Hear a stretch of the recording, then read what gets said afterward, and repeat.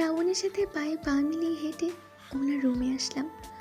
উনি আমাকে সোফায় বসতে দিলেন, কিন্তু আমি ওনার নরম বিছানা ফেলে সোফায় বসতেই পারলাম না।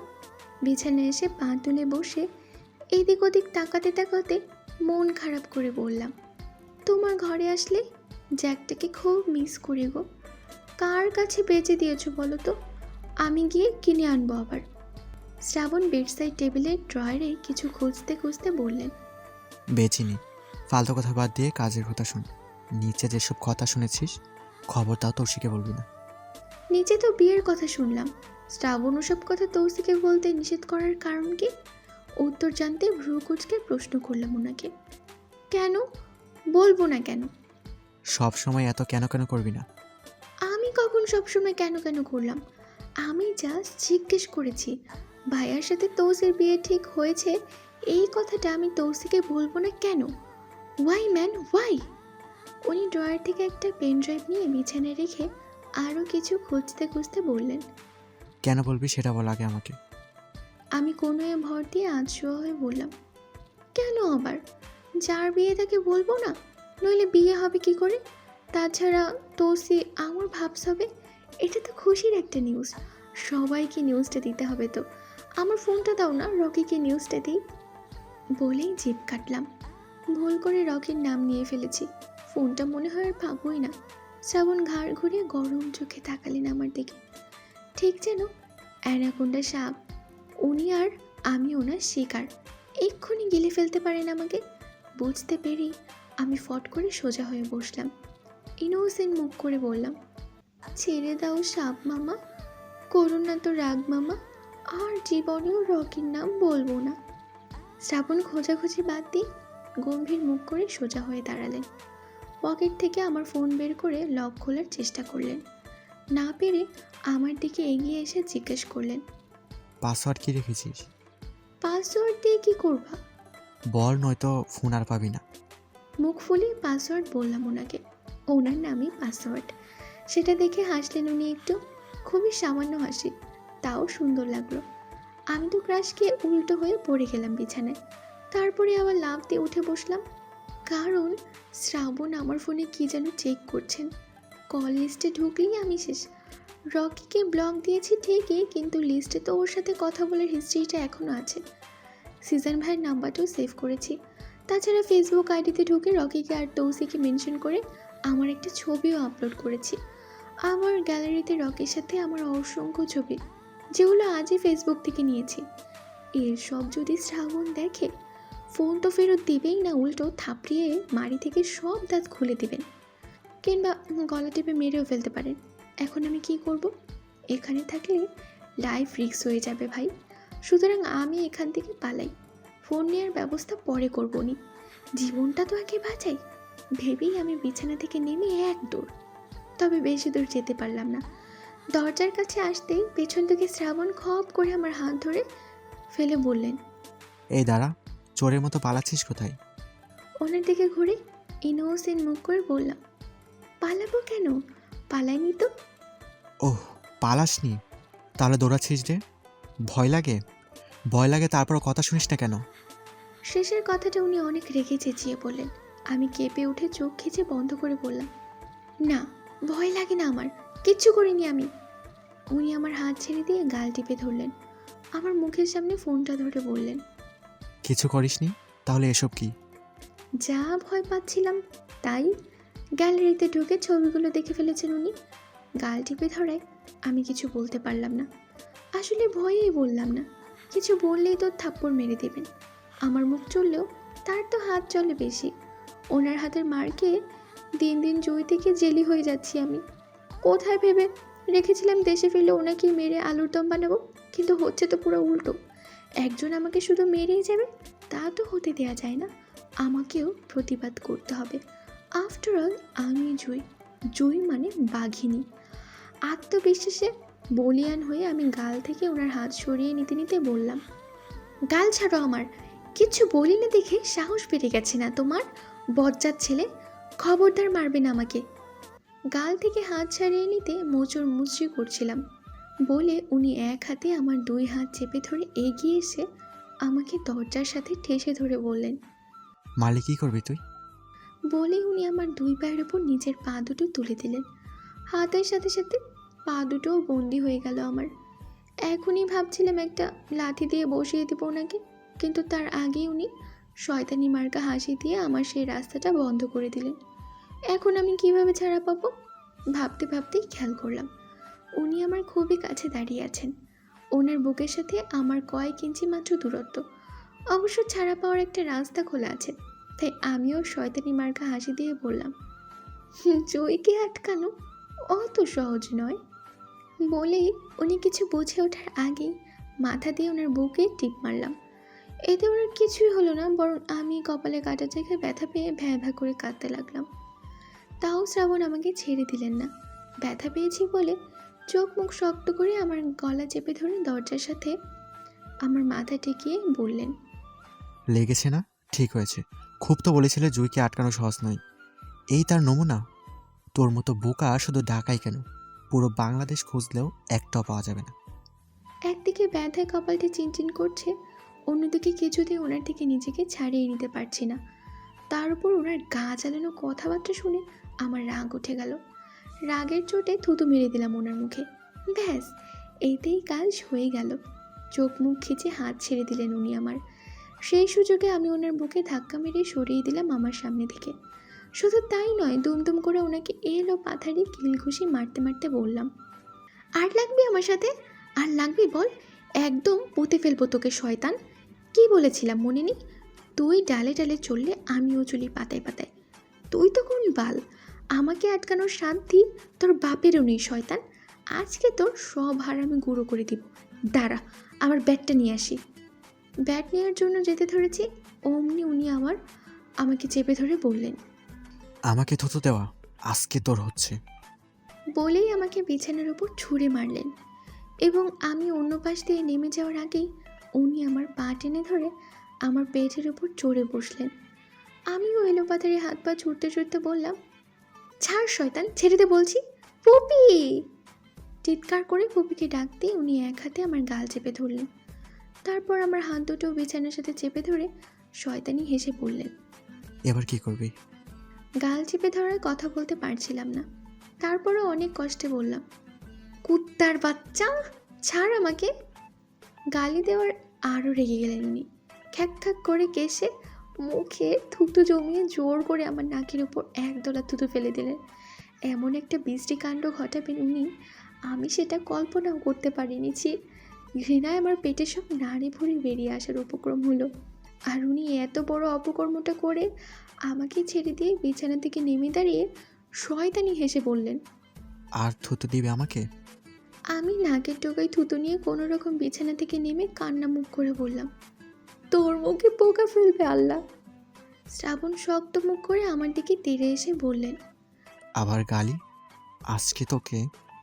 ওনাকে তেড়ে আসতে দেখে আমি চিৎকার দিয়ে দৌড়ে বেরিয়ে আসলাম ঘর থেকে। শ্রাবণ আমার পিছু পিছু দরজা পর্যন্ত এসে চেঁচিয়ে চেঁচিয়ে বললেন, আর একবারও যদি রকির সাথে কথা বলতে দেখেছি না, তাহলে আর নাকে নয়, দুবেলা খাবো তোকে, ওটা মনে রাখিস। আমিও নিচে যেতে যেতে চিৎকার করে বললাম, তোকেও আমি কাক পাখির হাগু খাওয়াবো কুত্তার বাচ্চা। সকাল হলে তারপর দেখিস পরোটার সাথে ঘিয়ের পরিবর্তে কী খাওয়াই তোকে। ওনাকে শাসাতে শাসাতে আমি নিচে চলে আসলাম। শক্তিতে তো ওনার সাথে পারবো না, তাই বুদ্ধিতেই হারাতে হবে। আমাকে এমন কিছু করতে হবে যাতে সাপও না মরে আর লাঠিও না ভাঙে। যাই হোক, ওসব পরে হবে। এখন আগে পুপির থেকে নাকটা পরিষ্কার করিয়ে নিয়ে আসি। এতক্ষণে থুতু নাক থেকে গড়িয়ে ঠোঁটের কাছে চলে এসেছে প্রায়। ইয়াক ইয়াক ইয়াক! পুপির ঘরে এসে দেখি ওরা লাইট অফ করে শুয়ে পড়েছে। দরজা ভেড়ানো ছিল। আমি দুম করে দরজায় লাথি মেরে ভেতরে ঢুকে কান্না মুখে অভিযোগ করলাম, পুপি, দেখো তোমার ছেলে আমার নাকে কী করেছে। ফুপা ভাবি শুয়ে শুয়ে গল্প করছিল। আমাকে দেখে উঠে বসলো। ঘরে ডিম লাইট জ্বালানো ছিল। আমি বড় লাইট জ্বালিয়ে ফুপির কাছে এসে বিছানায় বসলাম। ফুপা ফুপি উদ্বিগ্ন হয়ে একসাথে বলল, কি হয়েছে নাকে? আমার কান্না পাচ্ছিল না, তাও কান্নার অ্যাক্টিং করতে করতে বললাম, শ্রাবণ ভাই আমার নাকে থুতু দিয়েছে, এখনই নাক ধুয়ে দাও আমাকে। ফুপি আমার থুতনি ধরে ভ্রু কুঁচকে বলল, সে কি? থুতু দিবে কেন? তুই কি করেছিস? আমি বাল করেছি, কিচ্ছু করিনি আমি। তোমার ছেলে আমাকে ফুসলিয়ে ফাসলিয়ে নিজের ঘরে নিয়ে গিয়ে থুতু দিল। তৌসির কথা কেন যে শুনলাম না তখন। এখন চলো তোমরা, আজকে যদি এর বিচার না করেছো আমি থাকবোই না আর এই বাসায়। হুপে ওড়না দিয়ে আমার নাক মুছে দিতে লাগলো। হুপা মৃদু হেসে বলল, শ্রাবণ থুতু দিল, তুমি কিছু করতে পারলে না? যাও, তুমিও গিয়ে থুতু দিয়ে আসো ওকে। হুপি বিরক্ত হয়ে হুপাকে বলল। থামবে তুমি? কি শেখাচ্ছ বাচ্চাদের এসব? আমি মুখ ফুলিয়ে বললাম, আমি তো দিয়েছি থুতু। হুপি হালকা রেগে পড়ল। তার মানে তুই আগে থুতু দিয়েছিস ওকে, তাই না? হুপির কথা শুনে আমার মুখটা প্রথমে ধরা পড়া চোরের মতো হলেও পর মুহূর্তে থুতু দিয়েছি, বেশ করেছি এমন একটা ভাব নিয়ে বললাম, হ্যাঁ, তাছাড়া কি করতাম আমি? এত শক্তি তোমার ছেলের, হাত পা চেপে ধরলে আমি আর নড়তেই পারি না। তাহলে থুতু দিব না তো কী করবো? চুমু দিব? কথাটা বলেই হুপার হাত ধরে টানতে টানতে বললাম, ও হুপা, তুমি চলো তো, শ্রাবণ ভাইকে আমার সামনে ঠাস করে একটা চর বসিয়ে দিবা, চলো। হুপা মৃদু হেসে বলল, আমি আর গিয়ে কি করব? তুমি শ্রাবণকে থুতু দিয়েছো, শ্রাবণ তোমাকে থুতু দিয়েছে, সুদবুত হয়ে গেছে না? এখন তুমি গিয়ে ঘুমিয়ে পড়ো, যাও। আমি ভ্রুকুচকে বললাম, কিসের অদ্ভুত? শ্রাবণ ভাই আমাকে মেরেছে তো, গলা চেপে ধরেছিল আমার, আর একটু হলে মরে যেতাম আমি। পপি বলল, তুই কেন গিয়েছিস ওর কাছে? যাবো না? আমার ফোনটা যে কেড়ে নিল তোমার ছেলে, সারাদিন খালি আমার ফোন কেড়ে নেয়, অথচ তোমরা কেউ কিছু বলো না শ্রাবণ ভাইকে। ফুপা আবার বিছানায় গায়েলি দিয়ে বলল, আচ্ছা ঠিক আছে, কালকে হলিডে না? কাল তোমাদের ঝগড়াঝাটি সব মিটমাট করে দেব। আমিও তাই চাই। ভাবলাম আজকে অনেক রাত হয়ে গেছে, এই সময় বিচার কাজ ভালো হবে না। ফুপা তো যেতেই চাইছে না, তার চেয়ে কাল ছুটির দিন, কালকেই ভালো হবে। আমি মুখ ফুলিয়ে বললাম, কালকে সকালে কিন্তু। ঠিক আছে। বলে ফুপা পাশ ফিরে শুলো। আমি ফুপির দিকে তাকিয়ে বললাম, এবার চলো তো, নাকটা সাবান দিয়ে ধুয়ে দিবা আমাকে। জোর করে ফুপিকে টেনে নিয়ে ওয়াশরুমে গিয়ে ভালো করে নাক ধুয়ে কপালসহ মুখ, ঘাড়, গলা ভেজা টাওয়াল দিয়ে মুছে বেরিয়ে আসলাম। ফুপা এতক্ষণে ঘুমিয়ে পড়েছে। নাক ডাকার শব্দে আমি অস্থির। নিজের রুমে চলে আসব, এমন সময় ফুপি আমার চুলের ছুটি ধরে বলল, আয় বস, চুলগুলো বেঁধে দেই। কি অবস্থা করে রেখেছিস চুলের? চুল বেঁধে নিতে ভালো লাগে না আমার, তারপরও ফুপি যখন সময় পায় জোর করে বেঁধে দেয়। আজও দুই পাশে দুটো বেনুনি গেঁথে দিল। আমি দুই হাতে দুই বেনুনি নাচাতে নাচাতে উপরে আসলাম। রাত 11টার বেশি বেজে গেছে। বাসার বড় আলো সব নিভিয়ে দেওয়া হয়েছে, শুধু জায়গায় জায়গায় কয়েকটি ডিম লাইট জ্বলছে। তার মধ্যে একটা জ্বলছে শ্রাবণের রুমের সামনে। দরজাটা মনে হয় ভেতর থেকে লক করে রেখেছেন উনি। আমার প্ল্যান হলো ওনার দরজায় গিয়ে দুটো লাথি মেরে একটু মাতলামো করব। তারপর উনি দরজা খুলে আমাকে মারতে আসলে আমি দিব এক দৌড়, তারপর নিজের রুমে চলে আসবো। এতে ওনাকে বিরক্তও করা হবে আর মজাও হবে অনেক। সো প্ল্যান মাফিক আমি গিয়ে দরজায় লাথি মেরে বললাম, এই শ্রাবণের বাচ্চা, বেরিয়ে আয় শয়তান, তোর কল্লাটা আজকে চিবিয়ে খাবো। তুই জানিস আমি কে? আমি ভূত, দরজা খোল। ভেতর থেকে কোনো রেসপন্স নেই। ঘুমায়নি তো বটে, কিন্তু এমন ঘাপটি মেরে বসে থাকার কারণ কি? নিশ্চয়ই রাগে ফুঁসছে। ফুঁসতে ফুঁসতে যখন আর কন্ট্রোল করতে পারবে না, তখন ঠিকই বেরিয়ে আসবে। আমি চিনি না ওনাকে, তাই আবারও দরজায় একটা লাথি মেরে বললাম, কি হলো, শুনতে পাস না নাকি ভয়ে খুলছিস না? কালকে তোর বিচার হবে শালা। শুধু তাই নয়, তোর দলে আর নেই আমি, এখন থেকে আমি রকির দলে। রকির কথা বলে মনে হয় কাজ হলো। খট করে দরজা খোলার শব্দ হতে আমি আগে পিছিয়ে কিছু না দেখে এক দৌড়। একবারও পেছন ফিরে চাইনি, এমনকি রাতে আর বেরও হইনি ঘর থেকে। জীবনে আমি দরজা লাগিয়ে ঘুমাই না, কিন্তু আজকে শ্রাবণের ভয়ে দরজা লাগিয়ে ঘুমোতে হচ্ছে। সকালে ঘুম থেকে উঠেই মেঝেতে দাঁড়িয়ে একটু ব্যায়াম করলাম। রাতে ঘুমের মধ্যে বারবার পায়ের পেশিতে টান ধরছিল, সেজন্য ঘুম হয়নি ঠিকমতো। মাথার মধ্যে ধপধপ করছে। ঘাড়ে ব্যায়াম করতে করতে দরজার কাছে আসলাম। তারপর দরজা খুলেই দেখি শ্রাবণ ফোন টিপতে টিপতে আমার রুমের সামনে দিয়ে যাচ্ছেন। ওনাকে দেখে বেশ চমকালাম আমি। ছুটির দিন হলে তো সকালে অনেক বেলা করে ঘুম থেকে ওঠেন, কিন্তু আজকে তো আগে উঠেছেন কেন? শুধু তাই নয়, এত সুন্দর করে সেজেছেন যে চোখ সরানো যাচ্ছে না। সাদা প্যান্টের সাথে লেমন কালার টি শার্ট পরেছেন। পারফিউমের গন্ধে চারপাশ মমা করছে। উনি আমার সামনে দিয়ে চলে যেতে আমি বুক ভরে পারফিউমযুক্ত অক্সিজেন নিলাম। আহা, সকাল সকাল প্রাণটাই জুড়িয়ে গেল একদম। ক্রাশকে ব্রাশ করার কথা ভুলে গিয়ে ওনার পেছনে ছুটলাম মানে দৌড়ে গিয়ে ওনার সামনে দাঁড়িয়ে উল্টো হয়ে হাঁটতে হাঁটতে বললাম, এই শ্রাবণ ভাইয়া, কোথায় যাচ্ছ তুমি? আজকে অফিস আছে তোমার? টি শার্ট পরে যাবে? এভাবে গেলে তোমার বস বকবে না তোমাকে? উনি এক নজর আমার দিকে তাকালেন, তারপর ফোনটা প্যান্টের পকেটে ঢুকে গম্ভীর মুখ করে হাঁটতে হাঁটতে বললেন, রাতে আমার দরজায় লাথি মেরেছিল কে? রাতের কথা তো মনেই ছিল না আমার। মনে থাকলে এখন ওনার সামনে আসতামই না। যাই হোক, এসে যখন পড়েছি তখন আর ভয় পেয়ে কাজ নেই। আফটার অল জয় তো ভয়ই পাই না। তাই ভাব নিয়ে বললাম, কে আবার আমি? আমি ছাড়া এই বাসায় কার ঘাড়ে দুটো মাথা আছে যে তোমার রুমের দরজায় গিয়ে লাথি মারবে?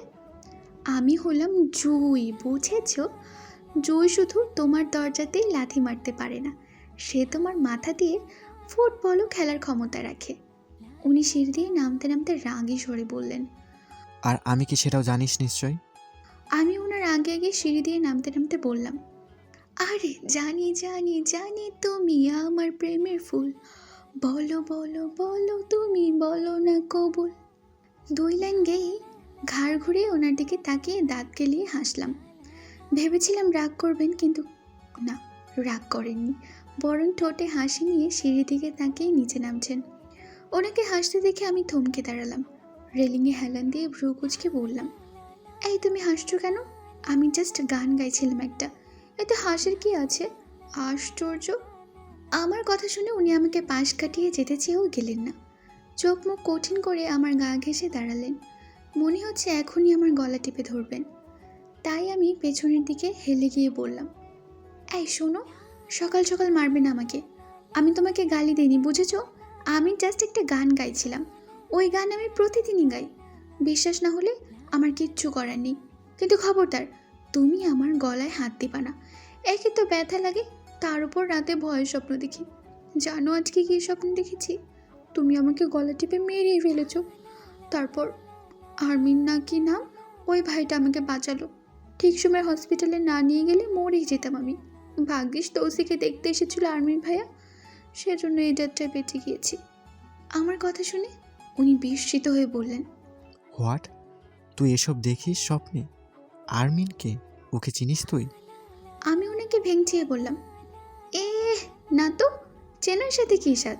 আমার স্বপ্ন আমি যাকে খুশি তাকে নিয়ে দেখব, তাতে তোমার কি? এইটুকু বলতেই উনি আমার গাল টিপে ধরে চোয়াল শক্ত করে বললেন। I will beat you black and blue. উনি ফরফর করে ইংরেজিতে কথা বললেন। আমি শুনলামও, কিন্তু কিছুই বুঝলাম না, শুধু ফ্যাল করে তাকিয়ে থাকলাম। উনিও কিছুক্ষণ তাকিয়ে থাকলেন আমার চোখের দিকে। তারপর ধীরে ধীরে ওনার হাতটা আলগা হয়ে আসছে বুঝতে পেরে আমি এক ঝটকায় গাল থেকে ওনার হাত সরিয়ে দিয়ে রেগে বললাম, তুমি কি জানো তুমি অত্যন্ত বজ্জাত স্বভাবের একটা ছেলে? এভাবে কেউ গাল ধরে? কত ব্যথা লাগে জানো তুমি? তোমাকে একটু ধরে দেখাই, দাঁড়াও। পায়ের গোড়ালি উঁচু করে ওনার গালের দিকে হাত বাড়াতেই উনি খপ করে 2 হাতের কবজি ধরে ফেললেন। তারপর আমার হাত দুটোকে এক হাতের মুঠো নিয়ে আমাকে গৌরুর মতো টানতে টানতে ডাইনিংয়ে নিয়ে আসলেন। পুপি একটা চেয়ারে বসে পাউরুটিতে জ্যাম লাগাচ্ছিল। আমাদের ধস্তাধস্তি করতে দেখেই বিরক্ত হয়ে বললেন, সকাল সকাল শুরু করে দিয়েছিস, একটা দিনও কি শান্তিতে থাকতে দিবি না তোরা আমাকে? পুপির কথা শুনে শ্রাবণ আমার হাত দুটোকে শূন্যের উপর একটা আছাড় মেরে ছেড়ে দিয়ে চেয়ার টেনে বসতে বসতে বললেন। কফি দাও। পুপি পাউরুটি প্লেট এগিয়ে দিয়ে বলল। কোথায় যাচ্ছিস? শ্রাবণ হাত বাড়িয়ে এক টুকরো পাউরুটি নিতে নিতে বললেন। হসপিটালে। পুপি উদ্বিগ্ন হয়ে বলল। কেন, কি হয়েছে তোর? আমিও উদ্বিগ্ন হয়ে ওনার পাশে চেয়ারে বসে বললাম, হসপিটালে কেন যাবে? কী অসুখ হয়েছে তোমার? শ্রাবণ পাউরুটিতে কামড় দিয়েছিলেন সবেমাত্র। আমাদেরকে উদ্বিগ্ন হতে দেখে বিরক্ত হয়ে বললেন, আমার নয়, ইনফ্যাক্ট কারো কিছু হয়নি। অ্যানিম্যাল হসপিটালে যাচ্ছি জ্যাককে নিতে। আজকে ওর ট্রিটমেন্ট শেষ হবে। পুপি বলল। আবার আনবি? নোমানরা রাখবে মনে হয়, ওরা রাখলে ওদের দিয়ে দে। শ্রাবণ আরেকটা জ্যাম লাগানো পাউরুটি হাতে নিয়ে বলল, নো ওয়ে, ওদের কেন দেব? ইরাম বলেছিল ওদের বাসা থেকে হসপিটাল কাছে, তাই ওখানে রেখেছিলাম। কিন্তু আর নয়, জ্যাক এখন সুস্থ। আজকে নিয়ে আসবো ওকে। বিফ রান্না করবো তো দুপুরে, জ্যাক খাবে। ফুপি কফি বানানোর জন্য কিচেনের দিকে যেতে যেতে বলল, আমার মনে হয় ওকে আর না আনাই ভালো। তুই সারাদিন বাসায় থাকিস না, খেয়ে দেখবে ওকে। আমি কিন্তু পারবো না। শ্রাবণ ফুপির দিকে চোখ সরিয়ে আমার দিকে তাকিয়ে বললেন, একটা জব সার্কুলার দিব ভাবছি। সেখানে লেখা থাকবে জ্যাকের জন্য একজন কেয়ারটেকার দরকার। প্রতিদিন নিয়ম করে জ্যাককে খাইয়ে দিতে হবে, গোসল করে দিতে হবে, ড্রাই করে দিতে হবে আর খেলতে হবে। তাহলে মাস শেষে স্যালারি 10,000 টাকা। 3-4 মাস এই জবটা করলেই কিন্তু স্যালারিটা টাকা দিয়ে কারো একটা ফোন কেনা হয়ে যাবে। ওনার কথা শুনে আমার চোখ দুটো চকচক করে উঠল। ঠিকই তো, 3 মাসে 30,000 টাকা। আমার আগের ফোনের দামও তো 15,000 ছিল। এখন আমি যদি 6 মাস এই জবটা করি তাহলে 60,000 টাকা দিয়ে স্যামসাং ব্র্যান্ডের একটা ভালো ফোন কেনা যাবে। মনে মনে টাকার হিসেব করছিলাম, তখনই শ্রাবণ বললেন, তৌসিকে বলতে হবে, ও তো অনেক আগে থেকে জ্যাকের দেখাশোনা করতে চাইছিল। শ্রাবণকে আর কিছু বলতে না দিয়ে আমি ইনোসেন্ট মুখ করে বললাম, এই শ্রাবণ ভাইয়া শোনো না, আজকে তো বুধবার, কাল দিন বাদে শুক্রবারেই তৌসির মনে হয় বিয়ে হয়ে যাবে। তারপর ও শ্বশুরবাড়ি মানে আমার ভাইয়ের কাছে চলে যাবে। তখন তোমার জ্যাককে কে দেখবে বলো? শ্রাবণ ডোন্ট কেয়ার ভাব নিয়ে বললেন, কুলসুম নিশ্চয়ই ফিরে আসবে ততদিনে। কুলসুম আসলে ওকে এই জবটা দেব। কয়েকদিন দেখলাম ও খুব কেয়ার করেছে জ্যাকের। আমার রাগ হলো, তেতে উঠে বললাম, এত কুলসুম কুলসুম করছো কেন? আমাকে কি চোখে পড়ছে না? না তো তোকে কেন চোখে পড়বে? চোখে পড়ার মতো আছেটা কি তোর? পারিস তো শুধু ঝগড়া আর মারামারি করতে। তাছাড়া আমি দেখছি জ্যাককে অনেক ডিস্টার্ব করিস তুই। সো তুই রিজেক্টেড। আজাইরা বলে আমি মুখ ফুলিয়ে টেবিলে মাথা টেকালাম। শ্রাবণ হাসলেন, হাসির শব্দ পেলাম, কিন্তু ওনার দিকে তাকাতেই দেখলাম ওনার চোখ মুখ জুড়ে গাম্ভীর্য। যে কেউ দেখলে বলবে প্রখর ব্যক্তিসম্পন্ন এক যুবক, কিন্তু আমার কাছে এসব ব্যক্তিত্বের কোনো দাম নেই। ছোটবেলা থেকেই ওনার ব্যক্তিত্বের এই পিঠ ওপিঠ সব পিঠই দেখে আসছি, নতুন করে দেখার আর কিছু বাকি নেই।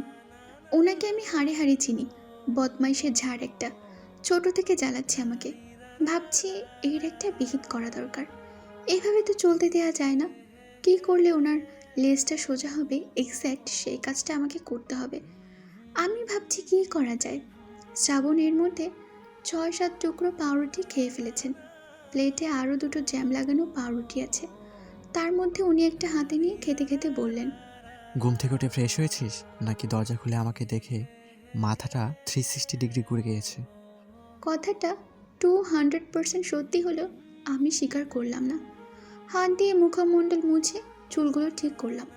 তারপর নিজেকে সত্যি প্রমাণ করতে ব্রাশ ছাড়াই শ্রাবণের সামনে নাস্তা করতে হলো। উনি আমাকে এটা করতে বাধ্য করেছেন। সকাল সকাল আমাকে অপদস্থ করতে পেরে উনি যেন পৈশাসিক আনন্দ পেলেন। তবে আমিও এত সহজে ছেড়ে যাওয়ার পাত্রী নই। জ্যাককে নিয়ে ফিরে আসুক বাসায়, তারপর আমার খেল শুরু হবে। দুপুরের খাবার খেয়ে যে যার রুমে রেস্ট করছে, আর আমি আমার রং তুলি সব বের করে মেঝেতে বসে ছবি আঁকছি। বরাবরের মতো আজকেও আমার ছবি আঁকার বিষয়বস্তু হচ্ছে নীল আকাশে সাদা মেঘের মধ্যে দিয়ে একটা প্লেন উঠছে। এটা আঁকাতে গিয়ে বুঝতে পারলাম আমার লাইফের গোলটা আসলে কি। আমি মন প্রাণ থেকে পাইলট হতে চাই। আকাশে ওঠার স্বপ্ন আমার বহু দিনের। আমার ঘরের পুরো একটা দেয়াল জুড়ে শুধু বিভিন্ন ডিজাইনের প্লেনের ছবি আর্ট করা আছে। এগুলো তো এমনি এমনি আর দেয়ালে স্থান পায়নি। দেয়ালের ওই এক একটা ছবি আমার পছন্দ, আমার ভালোবাসা। এই ভালোবাসা ফেলে আমি যে কোন দুঃখে ইঞ্জিনিয়ার হওয়ার স্বপ্ন দেখেছিলাম, সব দোষ ওই শ্রাবণের। মালটার নিজের মাথা তো পুরোটা খারাপ, সেই সাথে আমার মাথাটাও খারাপ করে দেয়। না, আর ইঞ্জিনিয়ার হওয়ার চিন্তা করে লাভ নেই। পাইলট না হলে আমার চলবে না। সো পাইলট আমাকে হতেই হবে। এইসব ভাবতে ভাবতে সদ্য আঁকানো ছবিটাও পড়ার টেবিলের পাশে দেয়ালে টানিয়ে দিলাম। তারপর রং তুলিগুলো সব গুছিয়ে রেখে ওয়াশরুমে গিয়ে হাত মুখ ধুয়ে আসলাম। ঘড়িতে বিকেল প্রায় 3:30 বাজে। এখন আমাকে কোচিংয়ে যেতে হবে। মাথা ফাটার চক্করে কয়দিন পড়াশোনায় খুবই অনিয়মিত ছিলাম। এভাবে চললে এই জন্মে আমার আর পাইলট হওয়া লাগবে না। পরজন্মে যদি আমার ভূত পাইলট হয় সেটা অন্য কথা। তবে একবার যদি ভূত হতে পারি, শ্রাবণকে এমন ধুলাই দিব যে সারা জীবন জুয়ের ভয়ে থরথর করে কাঁপবে। কোচিংয়ে যাওয়ার জন্য রেডি হতে হতে ভূত হয়ে শ্রাবণকে ভয় দেখানোর একটা আইডিয়া মাথায় আসলো। ছোটবেলায় একদিন রাতে ভূত সেজে ভয় দেখিয়েছিলাম ওনাকে। খুব ভয় পেয়েছিলেন উনি, কিন্তু তার জন্য মারও খেতে হয়েছিল আমাকে। তাতে কি মজা তো হয়েছিল অনেক। কোচিং থেকে ফিরে আসি, আজকে রাত 12টার আবার ভয় দেখাবো ওনাকে। শ্রাবণকে হেনস্থা করার কোনো মজাই মিস করা যাবে না। উনি আমাকে মারুক কাটুক যাই করুক, আমি ওনাকে ভয় দেখাবই। এটা প্রতিশোধের জন্য নয়, আমার জাস্ট ভাল লাগে ওনাকে জ্বালাতে। হি হি। কপালের ক্ষত শুকিয়ে গিয়েছে বলে সেখানে আর ব্যান্ডেজ লাগাইনি, কিন্তু বাইরে অনেক ধুলোবালি, তাই বাইরে যাওয়ার আগে পুপির কাছ থেকে একটা ব্যান্ডেড লাগিয়ে নিলাম। পুপি আমাকে রিকশায় তুলে দিয়ে বলল আসার সময় রকি নিয়ে আসবে আমাকে। রকির সাথে কথা হয়নি আমার, ও কেন আমাকে নিতে যাবে জানি না কিছু। তবে এই কথাটা শ্রাবণের কানে গেলে আজকে আমার কপালে দুঃখ আছে। এই রকিকে নিয়ে আমি শ্রাবণের সাথে অনেক ছ্যাঁচড়ামি করে ফেলেছি। এতে শ্রাবণ খুবই বিরক্ত হয়ে যায়। সেজন্যই তো কালকে আমার নাকি থুতু দিল। শুধু কি তাই, সকালে উনি জ্যাককে নিয়ে আসার পর আমার কপালের সেলাই কাটার কথা থেকে রকির কথা উঠল, আর অমনি উনি রেগে বোম্বাই মরিচের মতো লাল হয়ে গেলেন। আমার জন্য আনা চকলেটগুলো সব তৌসিকে দিয়ে দিলেন। তৌসিটাও হয়েছে ভাইয়ের মতো হিংসুটে, একটা চকলেটও দিল না আমাকে। এই নিয়ে একটু কোলাহল হয়েছিল। পরে অবশ্য ফুপা আমাকে চকলেট খেতে টাকা দিয়েছে, আমি ওই টাকা দিয়ে লিপস্টিক কিনবো বলে রেখে দিয়েছি। কিন্তু এখন মনে হচ্ছে ওই টাকাটার সাথে আনলে ভালো হতো। ফাস্টফুড খেতে ইচ্ছে করছে, ইস কতদিন খাই না। টাকাটা নিয়ে আসলে কোচিং থেকে ফেরার পথে ইচ্ছে মতো বার্গার কাবাব খাওয়া হতো। রাস্তায় জামে পড়েছিলাম বলে কোচিংয়ে আসতে 8 ঘন্টার মতো লেট হয়ে গেল। ততক্ষণে ফিজিক্স ক্লাস প্রায় শেষের পথে। পড়াশোনার তাল হারিয়ে ফেলেছি বলে মারুফ ভাই আমাকে অনেক বকাবকি করলো। এরকম হলে A+ পাবো না, ফেল করবো হ্যান ত্যান বলে আমার মনটাই খারাপ করে দিল। শরণ ভাইও সব জেনেও ম্যাথ ক্লাসে এসে সবার সামনে বকলো আমাকে। অনেক মন খারাপ হলো। অন্ধকার মুখ করে ক্লাস শেষ করলাম আমি। ততক্ষণে সন্ধ্যা হয়ে গিয়েছে। বন্ধুদের সাথে টুকটাক কথা বলতে বলতে কোচিং থেকে বেরিয়ে আসলাম। রকি বাইকে বসে ওয়েট করছিল আমার জন্য। এগিয়ে গিয়ে ওর সাথে কথা না বলে পেছনের সিটে বসলাম।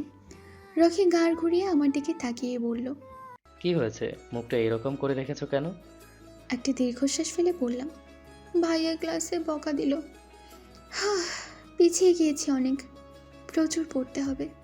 রকি সামনের দিকে তাকিয়ে হেলমেট পরতে পরতে বলল, পড়বা কেন, দুষ্টুমি করবা সারাদিন শুধু, পড়াশোনা করে কি হবে?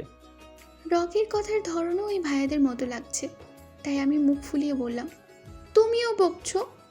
রকি হেলমেট পরে বলল, বকা দেয়নি, ওড়না বাইকের চাকায় ঝুলিয়ে না রেখে ব্যাগে তুলে নাও, নয়তো গলায় ফাঁস খাবে। আর ঠিক হয়ে বসো তো, এক কথা সারাদিন কেন বলতে হয়? বিরক্ত হয়ে ওড়না ঠিক করে নিয়ে বললাম, সারাদিন কবে পড়লে? একদিনও নিতে আসো তুমি আমাকে, ঘুরতেও তো নিয়ে যাও না কোথায়। ঘুরতে যাবে সেটা বললেই হয়, উল্টো ঝাড়ি মারো কেন? কোথায় যাবে বলো? বাসায় চলো। সারাদিন তোমার সাথে ঘুরে গেলে চলবে না, আমার পড়াশোনা আছে, তোমার মতো আজাইটা না। রকি মৃদু হেসে বাইকে স্টার্ট দিয়ে বলল, ওকে বাবা, যাচ্ছি তো বাসায়, তুমি লাফালাফি বন্ধ করে ধরে বসো আমাকে। রকির কাঁধে হাত রেখে বললাম, তুমি কেন যাচ্ছ আমাদের বাসায়? কাজ আছে। কি কাজ? রকির সাথে বাসায় আসতে আসতে জানতে পারলাম এখন বাসায় গিয়ে আমার কপালের সেলাই কাটা হবে। মনে মনে বেশ উদ্বেগ, চিন্তা আর ভয় নিয়ে বাসায় ফিরলাম। মাগরিবের নামাজ পড়ে পুপি কিচেনে নাস্তা বানাচ্ছিল। রকিকে বসতে দিয়ে পুপাকে ডাকতে গেল।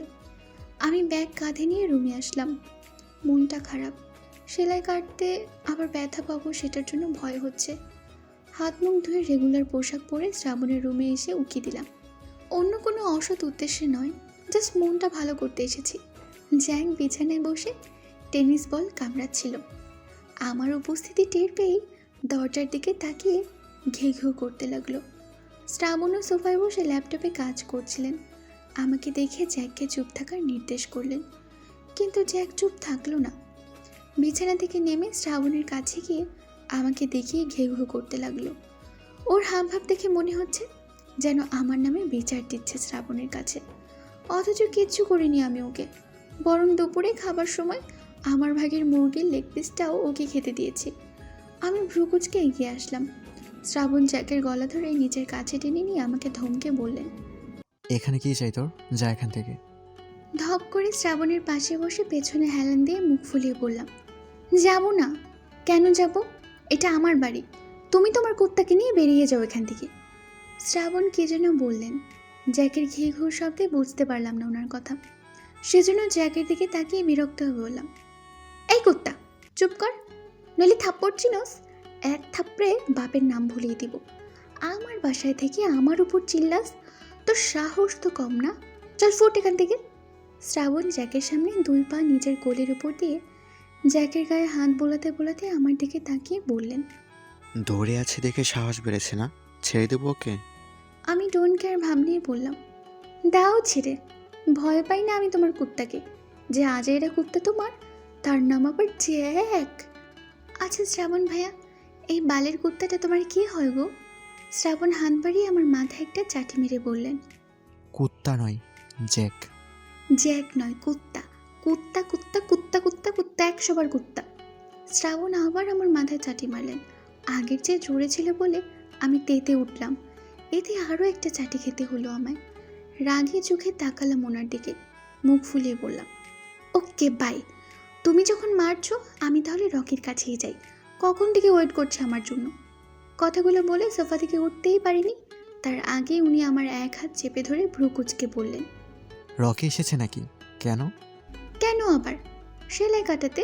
ছাড়ো আমাকে, রকির কাছে যাব আমি।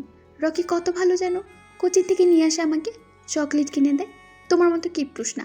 আজকে ব্যাগ ভর্তি চকলেট কিনে দিয়েছে, আর আমি পেট ভর্তি করে খেয়ে নিয়েছি। শ্রাবণ জ্যাককে পুরোপুরি ছেড়ে দিয়ে 2 হাতে চেপে ধরলেন আমার হাত। চোখ মুখ কঠিন করে কিছুক্ষণ তাকিয়ে থাকলেন আমার দিকে, তারপর আবার স্বাভাবিক মুখ করে বললেন, বাট তোকে দেখে তো মনে হচ্ছে না তুই পেট ভর্তি চকলেট খেয়েছিস। দেখি দাঁত দেখা তোর।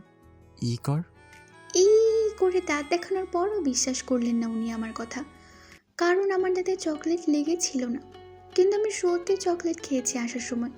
ব্যাগে এখনও অনেকগুলো চকলেট আছে। রকি চকলেট কিনে দিলে অনেকগুলো কিনে দেয়। শ্রাবণ যেহেতু বিশ্বাস করছে না আমার কথা, তাই আমি ওনার মুখে ফু দিলাম। আমার মুখ থেকে চকলেটের স্মেল পেতেই শ্রাবণ চোখ মুখ কুঁচকালেন। আমার এক হাত ধরে রেখে অন্য হাতে আমার পেটে টোকা মেরে বললেন, এখানে আছে না চকলেট? কেটে বের করবো এখন? বলেছিলাম না রকির সাথে মিশবি না? তাও কেন চকলেট খেয়েছিস ওর? রেগে যেতে সময় লাগে না শ্রাবণের। এর মধ্যে চোখ লাল হয়ে গেছে ওনার। আমি হাত মোচড়াতে মোচড়াতে বললাম, ঠিক আছে ঠিক আছে, এত রাখতে হবে না। আমি আর কথাই বলবো না রকির সাথে, যাও। নিচে যাবই না, আর এখানেই থাকবো আজকে। এবার খুশি?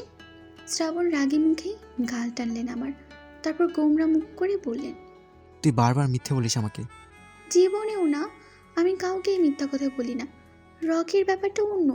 তুমি এত নিষেধ করা সত্ত্বেও ওর সাথে কথা বলাই লাগে আমার। ও তো সবার আগে আমার ফ্রেন্ড হয়, তারপর বয়ফ্রেন্ড। বয়ফ্রেন্ডের সাথে ব্রেকআপ হয়ে যায় মাঝে মাঝে, কিন্তু ফ্রেন্ডের সাথে ব্রেকআপ হয় না কোনোদিনও। খুবই কাছের ফ্রেন্ড। তুমি তো জানোই কাছের ফ্রেন্ড হলে কেমন হয়।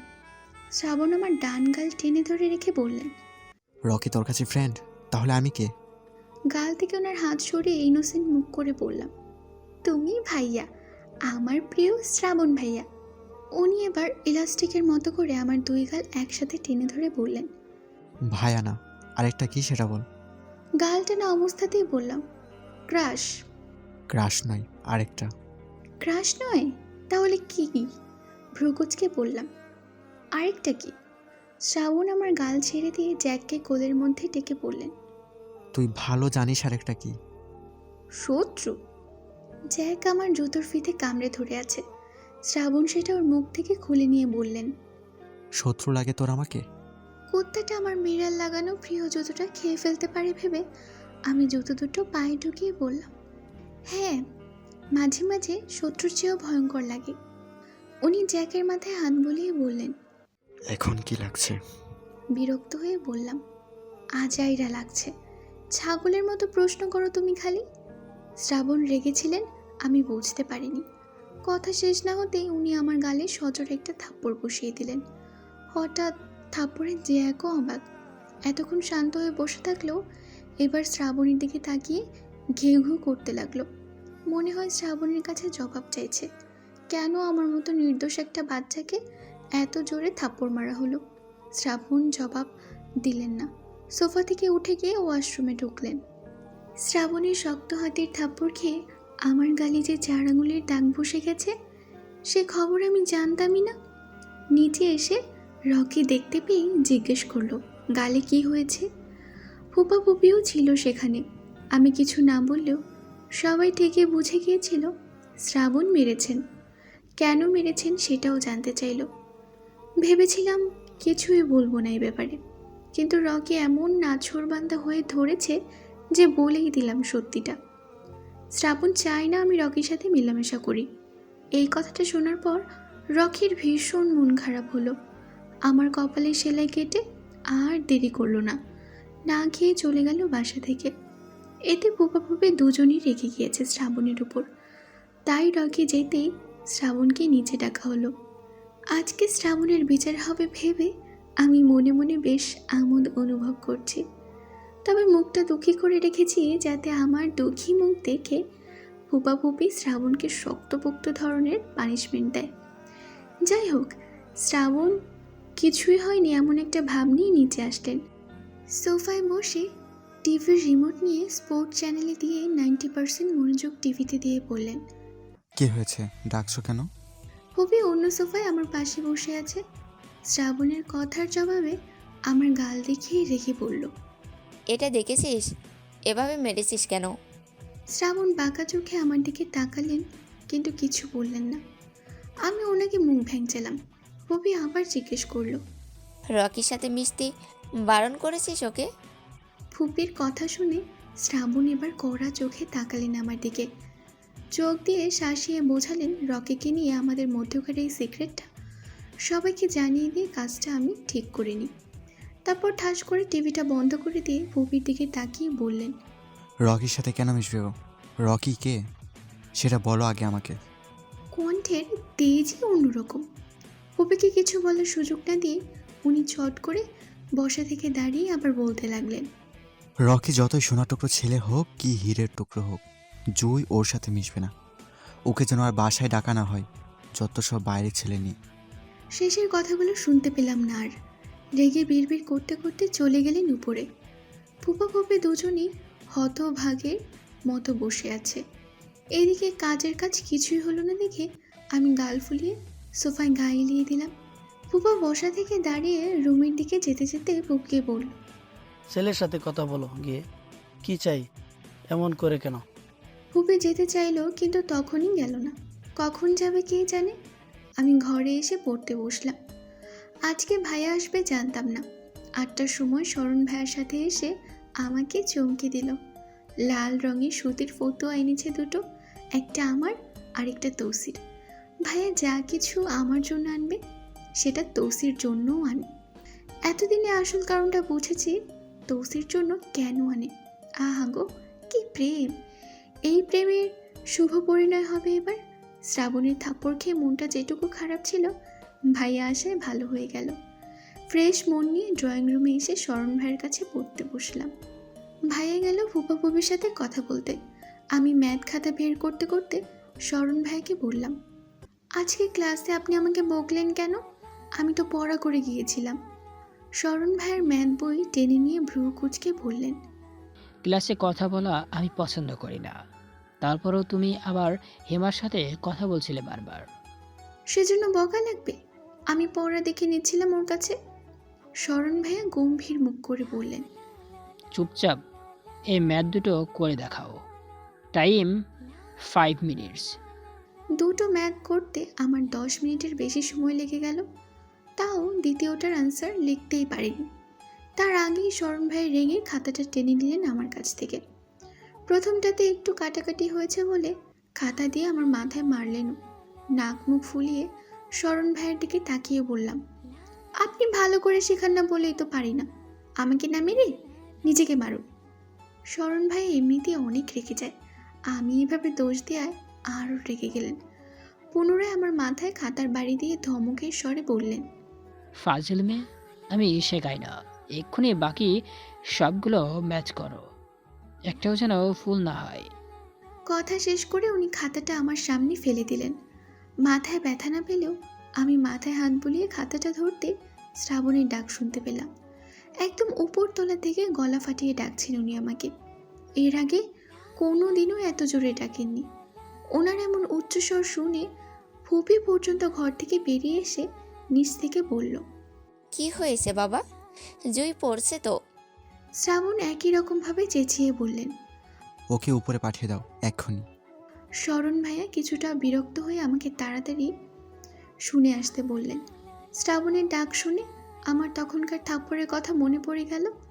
আমি থাপ্পড় খাওয়া গালে হাত বলিয়ে দাঁত কিরমির করতে করতে উঠে দাঁড়ালাম। মনে মনে ভাবলাম, শ্রাবণ কোনো কাজের জন্য ডাকলে জীবনেও ওনার কাজ করে দিব না আমি। থাপ্পড় মারবে আবার কাজও করে নিবে আমার থেকে, তা তো হবে না। আমি জুই, জুই কাউকে ছেড়ে দেওয়ার পাত্রী নই। থাপ্পড়ের প্রতিশোধ আগে নিব, তারপর ওনার কাজ করে দেওয়ার ব্যাপারে ভেবে দেখব। শরণ ভাইয়ার নরম কণ্ঠ শুনে ভাবনাচ্যুত হলাম। গালে কি হয়েছে? আসার পর থেকে দেখছি কেমন হয়ে আছে। গাল থেকে হাত নামিয়ে হেসে হেসে বললাম, কিছু হয়নি তো, আমার গাল তো এমনি নাদুস নুদুস কিউট কিউট। রাগী শরণ ভাইয়াকে হাসতে দেখি না কখনো। আমার কথা শুনে ওনার হাসি পেয়েছে। ঠোঁটে ঠোঁট চেপে হাসি লুকিয়ে বললেন, ঠিক আছে, যাও, তাড়াতাড়ি আসবা। ওকে ওকে, আমি যাবো আর আসবো। বলতে বলতে উপরে আসলাম। শ্রাবণের রুমের দরজা খোলাই আছে। ভেতরে উকি দিয়ে দেখি উনি বুকে হাত গুজে সোফায় হেলান দিয়ে বসে আছেন। দরজার দিকেই তাকিয়েছিলেন বিধায় চোখাচোখি হলো। সে কি রাগ চোখে! মনে হয় চোখ দিয়ে ভস্ম করে দেবেন উনি আমাকে। আমি আবার কি করলাম ভাবতেই মনে পড়ল, আমি তো সবাইকে বলে দিয়েছি শ্রাবণ রকির সাথে মিশতে দেয় না আমাকে। আমার সে কর্মের কর্মফল দেবেন কি উনি এখন আমাকে? একটা থাপ্পড় খেয়ে আজকে আমার গালের যা অবস্থা, ভর্তা হয়ে গেছে। তার উপর আরেকটা পড়লে গাল আর গাল থাকবে না। তাই ভেতরে না গিয়ে দরজায় দাঁড়িয়ে বললাম, ডাকছিলে কেন? উনি গম্ভীর মুখে বললেন, এখানে আয়। না তুমি ওখান থেকেই বলো। এবার উনি চেঁচিয়ে উঠলেন আমার ওপর। আসতে বলেছে এখানে। সন্দেহে চোখে ওনার দিকে তাকিয়ে বললাম, মারবে না তো? উনি বসা থেকে উঠে দাঁড়ালেন। আমার দিকে তেড়ে আসতে আসতে বললেন, ভয় লাগছে এখন? এত ভয় তাহলে করিস কেন সব যেগুলো আমি পছন্দ করি না? উনি যাতে হুটহাট আমাকে থাপ্পড় মারতে না পারেন সেজন্য গালে 2 হাত রেখে ইনোসেন্ট মুখ করে বললাম, আমি কিচ্ছু করিনি, রকি তো বারবার জিজ্ঞেস করছিল। উনি আমার মুখোমুখি দাঁড়িয়ে আমার 2 হাতের কবজি চেপে ধরে গাল থেকে আমার হাত সরিয়ে দিয়ে বললেন, আবার রকি? রকি নয়, ওর চ্যাপ্টার ক্লোজ। এখন থেকে স্মরণের কাছে তুই আর পড়বি না। আমি অবাক হয়ে বললাম, কেন? আমি বলছি তাই। যাই, আবার রেডি হয়ে আয়, বাইরে যাব। অবাকের উপর অবাক হয়ে বললাম, এত রাতে কোথায় যাব? আর শরণ ভাইয়ের কাছে পড়বো না কেন বলো? শ্রাবণ কিছুই বললেন না। আমার ডান হাতের কোণে চেপে ধরে আমাকে নিয়ে ওনার রুম থেকে বেরিয়ে আসলেন। আমি ওনার সাথে হাঁটতে হাঁটতে ভ্রু কুঁচকে বললাম, তুমি বাইরে কোথায় যাবে আমাকে নিয়ে? উনি মুখে কুলু পেটেছেন। বারবার জিজ্ঞেস করার পরও একটা কথাও বের করতে পারলাম না ওনার পেট থেকে। আমার রুমে এসে ওয়ারড্রপ খুলে নিজের পছন্দ মতো ড্রেস বের করে দিলেন আমাকে। নেভি ব্লু কালার গাউন পরে ওয়াশরুম থেকে বেরিয়ে দেখি শ্রাবণ চিরুনি হাতে দাঁড়িয়ে আছেন। আমাকে বের হতে দেখে তাড়াহুড়ো করে এগিয়ে আসতে আসতে বললেন, চুলগুলো ব্রাশ করে নে, কুইক। ওনার হাত থেকে চিরুনি নিয়ে আয়নার দিকে ঘুরে ওনার দিকে তাকিয়ে বললাম, হ্যাঁ করছি, কিন্তু বলো না কোথায় নিয়ে যাবে? আর শরণ ভাই তো ওয়েট করছে আমার জন্য। আমি গিয়ে ছুটি নিয়ে আসি, না হলে শরণ ভাই অনেক রেগে যাবে তো। শ্রাবণ এক ঝটকায় আমাকে নিজে থেকে ঘুরিয়ে আলতো হাতে আমার 2 গাল ধরে কণ্ঠ খাদে নামিয়ে বললেন। আর আমি রেগে যাই সেটা? হঠাৎ ওনার এমন কাণ্ডে আমি বলার মতো কোনো কথা খুঁজে পেলাম না। শুধু ট্যাপ ট্যাপ করে তাকিয়ে থাকলাম ওনার দিকে। উনি ইলাস্টিকের মতো করে আমার 2 গাল টেনে ছেড়ে দিয়ে বললেন, আমি কথা বলে নেব শরণের সাথে, তুই চুল ঠিক কর আগে। ছাড়া পেয়ে আমি বাঁকা চোখে ওনাকে দেখতে দেখতে মাথায় চিরুনি করলাম। শ্রাবণ অস্থির হয়ে আমার রুমের এইদিক ওদিক ঘুরে দেখছিলেন। একটু পর চুলের চিরুনি করা শেষ হতেই উনি এসে আমার হাত ধরে বললেন। হয়েছে, চল। আমি পিছুটা নিয়ে বললাম, আরে দাঁড়াও, হয়নি তো, লিপস্টিক পরবো না? শ্রাবণ আবার আমার হাত ছেড়ে দিয়ে বললেন। আচ্ছা, এগুলো আমার রুমে গিয়ে পড়বি, চল, লেট হচ্ছে তো। ওনার তাড়াহুড়া দেখে আমি কোনো রকম সাজের জিনিসপত্র হাতের কাছে যা পেলাম তা ছোট ব্যাগে ঢুকিয়ে নিলাম। তারপর শ্রাবণ আর একটুও দেরি করলেন না, আমাকে এক প্রকার তুলে নিয়ে আসলেন ওনার রুমে। দরজা ভেতর থেকে লক করে দিচ্ছেন দেখে জিজ্ঞাসা করলাম, দরজা লাগালি কেন? আমরা না বাইরে যাবো এখনই? শ্রাবণ আলমারির দিকে যেতে যেতে বললেন, তুই বস একটু, একা একা খবরদার নিচে যাবি না। ও, এই জন্য দরজা লক করা লাগবে? আমি ভ্রুকুচকে ড্রেসিং টেবিলের দিকে এগিয়ে গেলাম। উনি আলমিরা থেকে নেভি ব্লু শার্ট আর গ্রে কালার একটা প্যান্ট নিয়ে ওয়াশরুমে ঢুকলেন। ওনার চেঞ্জ করতে বড় জোর 2 মিনিট লাগবে। এদিকে আমার অনেক কাজ বাকি, মুখে মেকআপ করতে হবে, ওড়নাটা সুন্দর করে আটকাতে হবে। আমি তো ভালো করে পারি না এসব। ভাবলাম তৌসির কাছ থেকে একটু সেজে আসব, কিন্তু দরজাটা লক করা, সর্বশক্তি দিয়েও টেনে খুলতে পারলাম না। এই শ্রাবণ মালটা আমাকে জ্বালিয়ে পুড়িয়ে শেষ করে দিল। কি এমন বাল হতো দরজাটা খোলা রাখলে? আমি কি শরণ ভাইয়ের সঙ্গে ওনার বাসা চলে যেতাম? যত সব আবাল এসে আমার কপালে জোটে।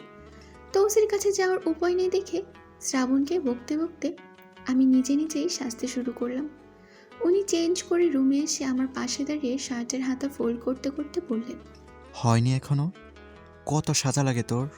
আমি এক চোখ বন্ধ করে চোখে লাইনার দিতে দিতে খুব সাবধানে বললাম, এই তো হয়ে গেছে, এখন শুধু টিপ পরবো আর লিপস্টিক পরবো আর কানের দুল পরবো আর হাতের ব্রেসলেট পরবো। আর আমাকে পুরো কথা শেষ করতে না দিয়ে শ্রাবণ বিরক্ত হয়ে বললেন। এতক্ষণ কি করলি তাহলে? ওনার কথার জবাব না দিয়ে তাড়াতাড়ি হাত চালাতে লাগলাম, কারণ উনি আমার আগে রেডি হয়ে গেলে আমাকে আর এক বিন্দুও সাজতে দিবেন না। উনি শার্টের হাতা ঠিক করে ঘড়ি পরলেন হাতে, তারপর চুলগুলো হাত দিয়ে উল্টে পাল্টে পরিপাটি করে নিয়ে পারফিউম লাগাতে লাগলেন। ওনাকে দেখে মনে পড়লো আমার তো পারফিউম লাগানো হয়নি। কানের দুল পরতে পরতে বললাম, এই শ্রাবণ ভাইয়া, আমাকেও একটু পারফিউম লাগিয়ে দাও না। উনি আয়নার দিকে তাকিয়ে বললেন, এটা জেন্টস পারফিউম। হ্যাঁ তো কি হয়েছে, আমি লেডিস জেন্টস সব পারফিউম ইউজ করতে পারি, বুঝছো? উনি পারফিউমের বোতলটা রেখে দিয়ে ওয়ালেটে ফোন প্যান্টের পকেটে নিতে নিতে বললেন, তোর পারফিউমটা লাগবে না। হয়নি এখনো? আর কত সাজবি? সবশেষে পারফিউম লাগিয়ে সাজ কমপ্লিট ঘোষণা করলাম। শ্রাবণ এক হাতে আমার থুতনি ধরে মুখটা ঘুরিয়ে ফিরিয়ে দেখে চিন্তিত হয়ে বললেন, গালে কি মেখেছিস? এত ফর্সা লাগে কেন? কপালে দাগটা কোথায় গেল? আজে বাজে ক্রিম মাখলে ইনফেকশন হবে, মুখ ধুয়ে ফেল। থুতনি থেকে ওনার হাত সরিয়ে দিয়ে ছোট ব্যাগটা কাঁধে ঝুলিয়ে নিয়ে বললাম, ঢঙের গা জ্বালানোর কথা বলবা না তো। তোমার থেকে আমাকে বেশি সুন্দর দেখাচ্ছে বলে কি তোমার হিংসে হচ্ছে? শ্রাবণ আমার ডান হাত চেপে ধরে হাঁটা দিয়ে বললেন, ওকে, মুখ বন্ধ করে চলে এবার। কপালে যদি আবার ইনফেকশন হয়েছে না, তারপর দেখিস তোর হাত টিকি করে গুঁড়ো করি আমি।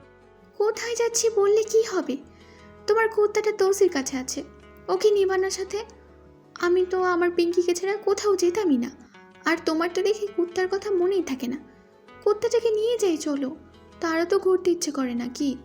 শ্রাবণ আমার এসব কথার কোনো জবাব না দিয়ে গম্ভীর মুখ করে সিঁড়ি দিয়ে নামতে লাগলেন। মুখটা এতক্ষণ টেকে হাসি খুশি ছিল, হঠাৎ কি হলো কেই জানে। শেষ সিঁড়িটা এসে আমার হাত ছেড়ে দিয়ে গম্ভীর মুখ করে বললেন, আমি শরণের সাথে কথা বলছি, তুই যা গিয়ে আম্মুকে বলে আয় আমার সাথে বেরোবি। ভালোই হলো, শরণ ভাইয়ার দিকটা উনি সামলাবেন, নয়তো এতক্ষণ ওয়েট করানোর জন্য শরণ ভাইয়া নিশ্চয় অনেক রেগে যেতেন। এই ব্যাপারে চিন্তামুক্ত হয়ে আমি ফুপির ঘরের সামনে আসলাম। ভেতরে ভাইয়ার কথা শোনা যাচ্ছে। আমি যতদূর জানি বিয়ের ব্যাপারে ভাইয়ের মতামত নেওয়ার জন্যই ফুপা ফুপি আজকে ভাইকে ডেকেছে। ভাইয়া 100% মত দেবে এটাও আমি শিওর ছিলাম, কিন্তু ভাইয়া বলছে এই বিয়ে করতে পারবে না। কথাটা শুনে আমার মাথায় যেন বাজ পড়ল। তৌসিকে ভাবি বানানোর সব আশা স্বপ্ন যেন ভেঙে চুরে চুরমার হতে লাগলো। ভেতরে ঢুকলে আমাকে দেখে ওরা আলোচনা বন্ধ করে দিতে পারে ভেবে আমি দরজার আড়ালে দাঁড়ালাম। ফুপি বলছে, কেন করবি না? তোর কি অন্য কোথাও পছন্দ আছে? ভাইয়া মিনমিন করে কথা বলছে। না মানে সেরকম নয়, এখন বিয়ে করব না, বাসা বাড়ি ঠিক করি আগে। জুই আছে, ওকে দেখে শুনে বিয়ে দিতে হবে। ফুপা বলল, জুয়ের কথা ভাবতে হবে না তোমাকে, ওর জন্য আমরা আছি। শোনো বাবা, ছেলে মেয়েদের মধ্যে তুমি আমাদের বড় ছেলে, চাকরি বাকরি হয়ে গেছে, এবার বিয়ে করতে হবে। আমাদের ইচ্ছে তোমার সঙ্গেই তৌসির বিয়ে দিব। জানোই তো কত আদরের মেয়ে আমাদের, কার ঘরে যাবে না যাবে, কেমন মানুষ হবে, তারা এসব ভেবে দুশ্চিন্তা হয়। তোমার মতো দায়িত্ববান ছেলের হাতে তুলে দিতে পারলে নিশ্চিত হতে পারবো। ভাইয়া চুপ করে আছে দেখে ফুপি বলল, দেখ, তোকে আমরা জোর করছি না। তোর যদি মত না থাকে তাহলে হবে না এই বিয়ে। আর যদি মত থাকে তাহলে বল, তোর বিসিএস পরীক্ষার আগে এঙ্গেজমেন্টটা করে রাখবো। ভাইয়া ইতস্ততভাবে বলল, তোমরা ভালো ছেলে দেখো, তোষিকে বিয়ে দিয়ে দাও। আমি এই বিয়ে করতে পারবো না। তোষিকে বোনের মতো স্নেহ করি, এই বিয়ে করা আমার পক্ষে সম্ভব না। আমি তো আর কোনো কথা শোনার আগেই পেছন থেকে শ্রাবণীর ডাক শুনে হকচকিয়ে লাফিয়ে উঠলাম। এখানে কি করছিস? আম্মুকে বলেছিস? আমি না সূচক মাথা নাড়ালাম আর ইশারায় ওনাকে চুপ থাকতে বললাম, কিন্তু উনি চুপ থাকলেন না। হন হন করে ঘরে ঢুকে পুপিকে বললেন। আম্মু, আমি একটু বাইরে যাচ্ছি জুইকে নিয়ে। আমিও ভেতরে এসে ভাইয়ের দিকে তাকালাম। পুপির পাশে চুপচাপ মাথা নিচু করে বসে আছে। দুধাপ এগিয়ে গিয়ে জিজ্ঞেস করলাম, ভাইয়া, বিয়েতে মত দিচ্ছ না কেন? তোমার বোন শুধু আমি, তৌসি নয়। ওসব ন্যাকামো বাদ দিয়ে এক্ষুনি বিয়েতে মত দিয়ে দাও তো। ভাইয়া তো বিস্ফোরিত চোখে তাকালো আমার দিকে। এদিকে শ্রাবণ আমার মুখ চেপে ধরে বললেন, বড্ড বেশি কথা বলিস তুই। বাইরে দাঁড়িয়ে এসব কথা শুনছিলে এতক্ষণ? মুখ চেপে ধরে জিজ্ঞেস করলে উত্তর দিতে পারবো, এই বুদ্ধি নিয়ে উনি ইঞ্জিনিয়ার হলেন কিভাবে আল্লাহ মালুম। নিশ্চয়ই ঘুষ টুস দিয়েছেন। যাই হোক, বিয়ের কথা বাদ দিয়ে ভুবি বলল, কোথায় যাবি এত রাতে? শরণ কি করছে? চলে গেল নাকি? শ্রাবণ বিরক্ত হয়ে বললেন, জানি না আমি। আর আমরা একটু পরেই চলে আসবো, ডোন্ট ওয়ারি। জুই, চল। বলেই শ্রাবণ আমাকে নিয়ে চলে আসতে লাগলেন, কিন্তু দরজার কাছে এসে আবার উল্টো দিকে ঘুরে বললেন, ফ্রাইডে আর্মিনকে আসতে বলবো তাহলে? হুপা বলল, না, আমরা কথা বলেছি, তুমি যাও। এমন গুরুত্বপূর্ণ একটা আলোচনার সভা ফেলে আমার যাওয়ার কোনো রকম ইচ্ছাই ছিল না, কিন্তু শ্রাবণ আমাকে জোর করে বাসা থেকে বের করে আনলেন। ফুপার গাড়ি নিয়ে বের হয়েছি আমরা। শ্রাবণ ড্রাইভ করছেন। কোথায় যাচ্ছেন এই কথা জিজ্ঞেস করে করে ক্লান্ত হয়ে গেছি আমি। তাও উনি একবারের জন্যও বলেননি কোথায় যাচ্ছি আমরা। তাই আমি বিরক্ত হয়ে এখন চুপচাপ ফ্রন্ট সিটে বসে শহর দেখছি। রাতে 8:30 বাজে কেমন। চারপাশ জনাকীর্ণ। রাস্তার ধারে নিয়নের দুধ সাদা আলোগুলো চুমকির মতো চিকচিক করছে। খুব সুন্দর লাগছে দেখতে। তবে আমার মাথায় চলছে অন্য চিন্তা। সেটা হলো, ভাইয়া কেন তৌসির সাথে বিয়ে করবে না বলল? তৌসি কত সুন্দর আর ভালো একটা মেয়ে। ওকে যে বিয়ে করতে চাইবে না সে একটা 1 নম্বরের গাধা। আমি ভাইকে এতদিন অনেক চালাক ভাবতাম, কিন্তু আজকে মনে হচ্ছে আমার ভাইয়া পৃথিবীর সব থেকে গাধা একটা ছেলে। এই গাধাটাকে বুঝিয়ে মানুষ করতে হবে। আমি কালই ভাইয়ের সাথে কথা বলবো, যে করেই হোক তৌসির সাথে ভাইয়ের বিয়েটা করিয়ে দিতেই হবে। জানালায় মাথা ঠেকিয়ে অনেকক্ষণ ধরে চুপচাপ আছি দেখে শ্রাবণ আমাকে ডাকলেন। কি রে জুই, ঘুমোচ্ছিস নাকি? মাথা তুলে সিটে হেলান দিয়ে বললাম, না, একটা কথা ভাবছি। কি কথা? শ্রাবণীর দিকে ঘুরে বসে বললাম, আচ্ছা, ভাইয়া যদি তৌসিকে বিয়ে না করবে তাহলে ভাইয়া তৌসিকে এত কিছু গিফট দেয় কেন? আজকেও একটা লাল ফতুয়া দিল, এর মানে কি? শ্রাবণ রাস্তার দিকে তাকিয়ে ভ্রু কুঁচকে বললেন, মানে কি সেটা তোর ভাইকে জিজ্ঞেস করবি, আমাকে বলছিস কেন? বাই দ্য ওয়ে, তোর ভাই কি বলছে তখন? আরিফিতে কি শুনেছিস? শোনো, আমি আড়ি পাতার মেয়ে না, বুঝেছ? জাস্ট কানে আসলো কথাগুলো, তাই ওখানেই দাঁড়িয়েছিলাম। সেটাকে আড়ি পাতা বলে না, আমি কখনো আড়ি পাতি না। আচ্ছা, সেটা না হয় বুঝলাম, কিন্তু তোর ভাই কি বলল? ভাইয়া বলেছিল তৌসিকে বিয়ে করা সম্ভব না। তৌসি নাকি ভাইয়ার বোন। আমার কথা শুনে শ্রাবণ খুশি হলেন। ওনার তো খুশি হবারই কথা, কারণ উনি চান না ভাইয়ের সাথে তৌসির বিয়ে হোক। উনি তো চান আর্মিনের সাথে বিয়ে দিতে। জানি না এই আর্মিনটাকে কেমন দেখতে থাকে। তবে এখন জানতে ইচ্ছে করছে, তাই ওনাকে জিজ্ঞেস করলাম, আরমিন কি আমার ভাইয়ের থেকে বেশি সুন্দর দেখতে, তাই তুমি ওই লোকের সাথে তৌসির বিয়ে দিতে চাও? শ্রাবণ এক নজর আমার দিকে তাকিয়ে সহাস্যে বললেন, তোর ভাই আবার সুন্দর দেখতে নাকি? তাল গাছের মতো চেহারা, সেজন্যই তো নাম তার তালহা। ভাইয়াকে নিয়ে ব্যঙ্গাত্মক কথা হজম হলো না আমার। শ্রাবণ একটু সুযোগ পেলেই ভাইয়াকে নিয়ে এই কথাগুলো শোনান আমাকে। আমি রেগে যাই তখন, তাই প্রতিবাদী হয়ে বললাম, এই শোনো, একদম আমার মাথা হট করে দিবা না। আমার ভাইয়া তালগাছের মতো হলে তুমি কি শুনি? শ্রাবণ মাসের মতো দেখতে, সারাদিন ঝরঝর বাদল, পাগলা হওয়ার বাদল দিনের পাগল তুমি। আমার ভাইয়া তোমার থেকে বেশি ভালো আর অনেক বেশি সুন্দর দেখতে। শ্রাবণ মৃদু হেসে গাড়ির রাস্তার পাশে সাইড করে বললেন, ওকে ওকে থেমে যা, এত কথা বলে নাকি কেউ? সাজ নষ্ট হয়ে যাবে তো। সাজের কথা মনেই ছিল না আমার। এতক্ষণ তো অনেক কথাই বললাম, কথায় কথায় লিপস্টিক কে সব খেয়ে ফেললাম নাকি? লুকিং গ্লাসের দিকে এগিয়ে গিয়ে নিজেকে দেখতে লাগলাম। শ্রাবণ স্টিয়ারিংয়ে কোনোই রেখে গালে হাত দিয়ে আমার দিকে তাকিয়ে বললেন, আবার সাজবে? ব্যাগ থেকে লিপস্টিক বের করতে করতে বললাম, আমি সাজলে তোমার কি? তুমি আমার সাথে কথা বলবা না, আমি রেগে আছি তোমার উপর। শ্রাবণ এবার স্টিয়ারিং থেকে হাত সরিয়ে সোজা হয়ে বসে বললেন, আমিও তোর ওপর রেগে আছি। হ্যাঁ, সেটা তো তুমি বরাবরই রেগে থাকো আমার উপর, তাতে আমার কি? আমি তোমার রাগের ধার ধারি না। কথা শেষ করে লুকিং গ্লাসের দিকে তাকিয়ে লিপস্টিক পরব, তখন শ্রাবণ আমার হাত চেপে ধরলেন, আমাকে নিজের কাছে টেনে নিয়ে বললেন, আমার রাগে ধার ধরিস না, তাহলে কেন এসেছিস আমার সাথে? আমি এক ঝটকায় বাহু থেকে ওনার হাত সরিয়ে দিয়ে বললাম, আমি আসিনি, তুমি জোর করে এনেছো আমাকে। শ্রাবণ আবার আমার ডান বাহু চেপে ধরে বললেন, তোকে দেখে কে বলবে আমি তোকে জোর করে এনেছি? আমার সাথে আসবি বলে তো এই সাজ তুই নিজে সেজেছিস, আমি তোকে সাজাতে বলিনি। জোর করে আনলে তোর মুখটা কিসের খুশিতে এত শাইনিং করছে শুনি, বুঝে আমাকে। ওনার কথাগুলো শুনে নিজেকে কিছুটা এলোমেলো লাগলো আমার। কিছু বলতে চেয়েও বলতে পারলাম না। ঠিকই তো, আমি কেন সাজলাম এত সুন্দর করে? মনে মনে কেন চাইছিলাম ওনার সাথে সুন্দর করে সেজেগুজে ঘুরতে বের হতে? ইদানিং কী যে হয়েছে আমার, অনিচ্ছা সত্ত্বেও ওনার সব কথায় সায় দিয়ে ফেলি। এই কথাগুলো ওনাকে বলতে পারলাম না, তাই শ্রাবণ আমার গাল টেনে দিয়ে বললেন, কি হলো, স্টক শেষ? নিজেকে সামলে কপট রেগে বললাম, তুমি আমার গাল টানবে না, খবরদার। উনি আবার আমার গাল টেনে বললেন, কেন টানলে কি হবে? বেশি পটপট করবি না, নইলে খেয়ে ফেলবো। এগুলো দেখলেই খিদেই বুক চলে। ওনার কথা শুনে মিছে রাগ উড়ে গেল আমার। হেসে দিয়ে বললাম, খিদে লাগলে পেট জ্বলে, বুক নয়। বুক জ্বলে অ্যাসিডিটি হলে। শ্রাবণও হেসে দিয়ে বললেন, না, আমার বুকে চলে, তুই বুঝবি না। এত কিছু বুঝতে হলে মাথায় বুদ্ধি থাকা লাগে, তোর মাথায় অত বুদ্ধি নেই।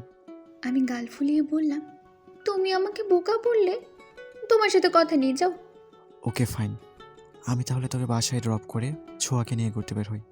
উনি গাড়ি স্টার্ট দিতে উদ্যত হতেই আমি স্টিয়ারিংয়ের উপর রাখা ওনার হাত ধরে বললাম, এক মিনিট এক মিনিট, ছোঁয়ার সাথে ঘুরতে বের হবে মানে? তুমি কি আবার ওই ঝাঁটা চুলের সাথে প্যাচ আপ করেছো? আবার কথা বলো ওর সাথে? শ্রাবণ মুচকি হেসে বললেন। হ্যাঁ বলি তো কথা, তোর কোনো প্রবলেম? আমার ইচ্ছে করলো ওনার তকতকে ঝকঝকে নাক বরাবর একটা পাঁচ মেরে দিই, কিন্তু তার আগেই মনের দুঃখে দু চোখে জল ভরে উঠলো আমার। ঝাঁটা চুলের সাথে ওনার ব্রেকআপ হয়ে গেছে শুনে এতদিন বেশ ফুরফুরা লাগছিল নিজেকে, কিন্তু আজকে ততটা দুঃখী লাগছে। চোখের জলগুলো গাল স্পর্শ করার আগেই জানালার দিকে মুখ করে বসলাম। শ্রাবণ আমার বাহু ধরে বললেন, কি হলো? চোখের জল লুকিয়ে এক ঝটকায় ওনার হাত সরিয়ে দিয়ে চেঁচিয়ে উঠে বললাম, মাথা হইছে মাথা, ছাড়ো আমাকে। সেই সাথে কয়েকটা দেশি গালি। এতে ওনার হাসি খুশি মুখটা কঠিন হলো। অগ্নি দৃষ্টি নিক্ষেপ করলেন আমার দিকে। শুধু তাই নয়, ডান হাতটা শক্ত করে চেপে ধরলেন, যেন এখনই মট করে শব্দ হয়ে হাতটা ভেঙে যাবে আমার। হাতের ব্যথায় কুঁজো হয়ে গেল পিঠ। এই মুহূর্তে ছাড়িয়ে নিতে না পারলে নির্ঘাত ভেঙে যাবে হাতটা আমার। হাত বাঁচাতে মাথায় যা আসলো তাই করলাম। নিজের ধারালো দাঁত বসিয়ে দিলাম ওনার হাতে। মৃদু আর্তনাদ করে আমাকে ছেড়ে দিয়ে নিজের হাত টেনে নিলেন উনি। ছাড়া পেয়ে আমি গাড়ির দরজা খুলে বেরিয়ে আসলাম। শ্রাবণ চেঁচিয়ে উঠলেন। জুই স্টপ, কোথায় যাচ্ছিস? দাঁড়া। আমার যেদিকে দু চোখ যায় সেদিকে চলে যাচ্ছিলাম। শ্রাবণ গাড়ি থেকে বেরিয়ে এসে আমার হাত ধরে গম্ভীর মুখ করে বললেন, কোথায় যাস? রাগাবি না আমাকে, চুপচাপ গাড়িতে গিয়ে বস। আমি ওনাকে হুমকি দিয়ে বললাম, হাত ছাড়ো, নয়তো আবার কামড়াবো কিন্তু। আমার হুমকিতে ভয় পেলেন না উনি, উল্টো রাগ দেখিয়ে ওনার হাত আমার মুখের কাছে এগিয়ে দিয়ে বললেন, নে কামড়া, খেয়ে ফেল আমাকে, মরে যাই আমি। আমি মরে গেলেই তো তোর শান্তি। রকির সাথে লুতোপুতো করতে পারবি। কামড়াতে চেয়েছিলাম ওনার হাতে আবার, কিন্তু একটু আগে যে কামড়টা দিয়েছি সেটার ক্ষত বাধা দিল আমাকে। ইস, কি অবস্থা করেছি ফর্সা হাতটার। দেখেই মনটা অশান্ত হলো, বুকে ব্যথা পেলাম, আবার চোখ দুটো ভরে উঠল। রাস্তায় বসে হাত পা ছড়িয়ে কাঁদতে ইচ্ছে করলো। জনাকীর্ণ ফুটপাতে দাঁড়িয়ে সেটা করতে না পেরে ওনার উপর চেঁচালাম, এমন কেন করো তুমি আমার সাথে? অনেক খারাপ তুমি, এক নম্বরে জঘন্য একটা ছেলে। গাড়ি থেকে বের হওয়ার পর আশেপাশের মানুষজন আমাদের দেখছে। শ্রাবণ চারপাশে নজর ঘুরিয়ে আমার দিকে দৃষ্টি স্থির করে এক হাতে কাঁধ জড়িয়ে ধরলেন আমার। আমি ছাড়া পেতে চাইলাম ওনার থেকে, কিন্তু উনি আমাকে নিয়ে গাড়ির দিকে যেতে যেতে শান্ত কণ্ঠে বললেন, আমার কি দোষ? 10-20 টাকা দান করতে মসজিদে, সেটা ছেড়ে দিয়েই তো মনে হয় আমি এমন হয়ে গেছি। কেন ছেড়ে দিলি? ভাল লাগে না আমাকে আর? আমি হাতের উল্টো পিঠে চোখ মুছে নাক টেনে বললাম, না, ভাল লাগে না, তুমি অনেক খারাপ, তোমার জন্য একটা টাকাও খরচ করবো না আমি আর। শ্রাবণ গাড়ির দরজা খুলে আমার দুই গাল ধরে বললেন, ঠিক আছে, বসো তুমি এখানে। রাগ হয়েছে না তোমার? আমি এক্ষুনি সব রাগ ভেঙে দিচ্ছি। ওনার কথার ধরন দেখে আমি হতবাক হয়ে গেছি। গাড়ির সিটে বসলাম। এটা কি ছিল? তুই থেকে তুমি, কথার মধ্যে এত আদর, আমার বিশ্বাসই হচ্ছে না। সবটা অন্যরকম লাগছে। অবাক হয়ে ওনার দিকে তাকিয়ে থাকলাম। উনি আমাকে নজরে রেখে সামনের একটা দোকানে গেলেন। অল্প সময়ের মধ্যে ফিরে এলেন হাতে দুটো কোন আইসক্রিম নিয়ে। ড্রাইভিং সিটে বসে আমার দুই হাতে দুটো আইসক্রিম ধরিয়ে দিয়ে বিরক্ত কণ্ঠে বললেন, খুশি? এবার চুপচাপ খা বসে বসে। সব সময় প্যান প্যান ভ্যান ভ্যান করে লাইফটা শেষ করে দিলি আমার। এই তো আবার তুই বলছেন উনি আমাকে। কথার ধরন স্বাভাবিক, এখন সব ঠিক লাগছে। তখন কি তাহলে ভুল শুনছিলাম কানে, কিংবা কিছুক্ষণের জন্য জেগে জেগে স্বপ্ন দেখলাম কি? তাই হবে হয়তো, নয়তো উনি আমার সাথে ওইভাবে জীবনেও কথা বলবেন না। ওনাকে চিনি না আমি। করলার থেকেও তেতো উনি, মিষ্টি কথা ওনার মুখে থাকতে পারে না। গোমরা মুখ করে একটা আইসক্রিম ওনার দিকে বাড়িয়ে দিলাম। উনি যার উপর নেই বিরক্ত হয়ে বললেন, তুই খেয়ে উদ্ধার কর আমাকে। আমি গাল ফুলিয়ে বললাম, আজাইরা, চিল্লাবে না তো, তোমাকে খেতে দেয়নি, এটা খুলে দাও। আমার কথা শুনে উনি খপ করে আমার হাত থেকে আইসক্রিম কেড়ে নিলেন। মোড়ক খুলে পুনরায় আমাকে দিতে অন্যটাও এগিয়ে দিলাম, সেটারও মোড়ক খুলে দিলেন উনি। এরপর শুরু হলো ওনাকে দেখিয়ে দেখিয়ে আমার খাবার পালা। কিন্তু এ নিয়ে ওনার বিশেষ কোনো মাথা ব্যথা নেই। উনি গাড়ি স্টার্ট করছেন, সম্পূর্ণ মনোযোগ সামনের ব্যস্ত রোডে। ওনাকে খাবারের লোভ দেখিয়ে বিরক্ত করতে চেয়ে আমি নিজেই বিরক্ত হয়ে গেলাম। দুটো আইসক্রিম শেষ হয়ে গেল, তাও উনি একবারের জন্য খেতে চায় না।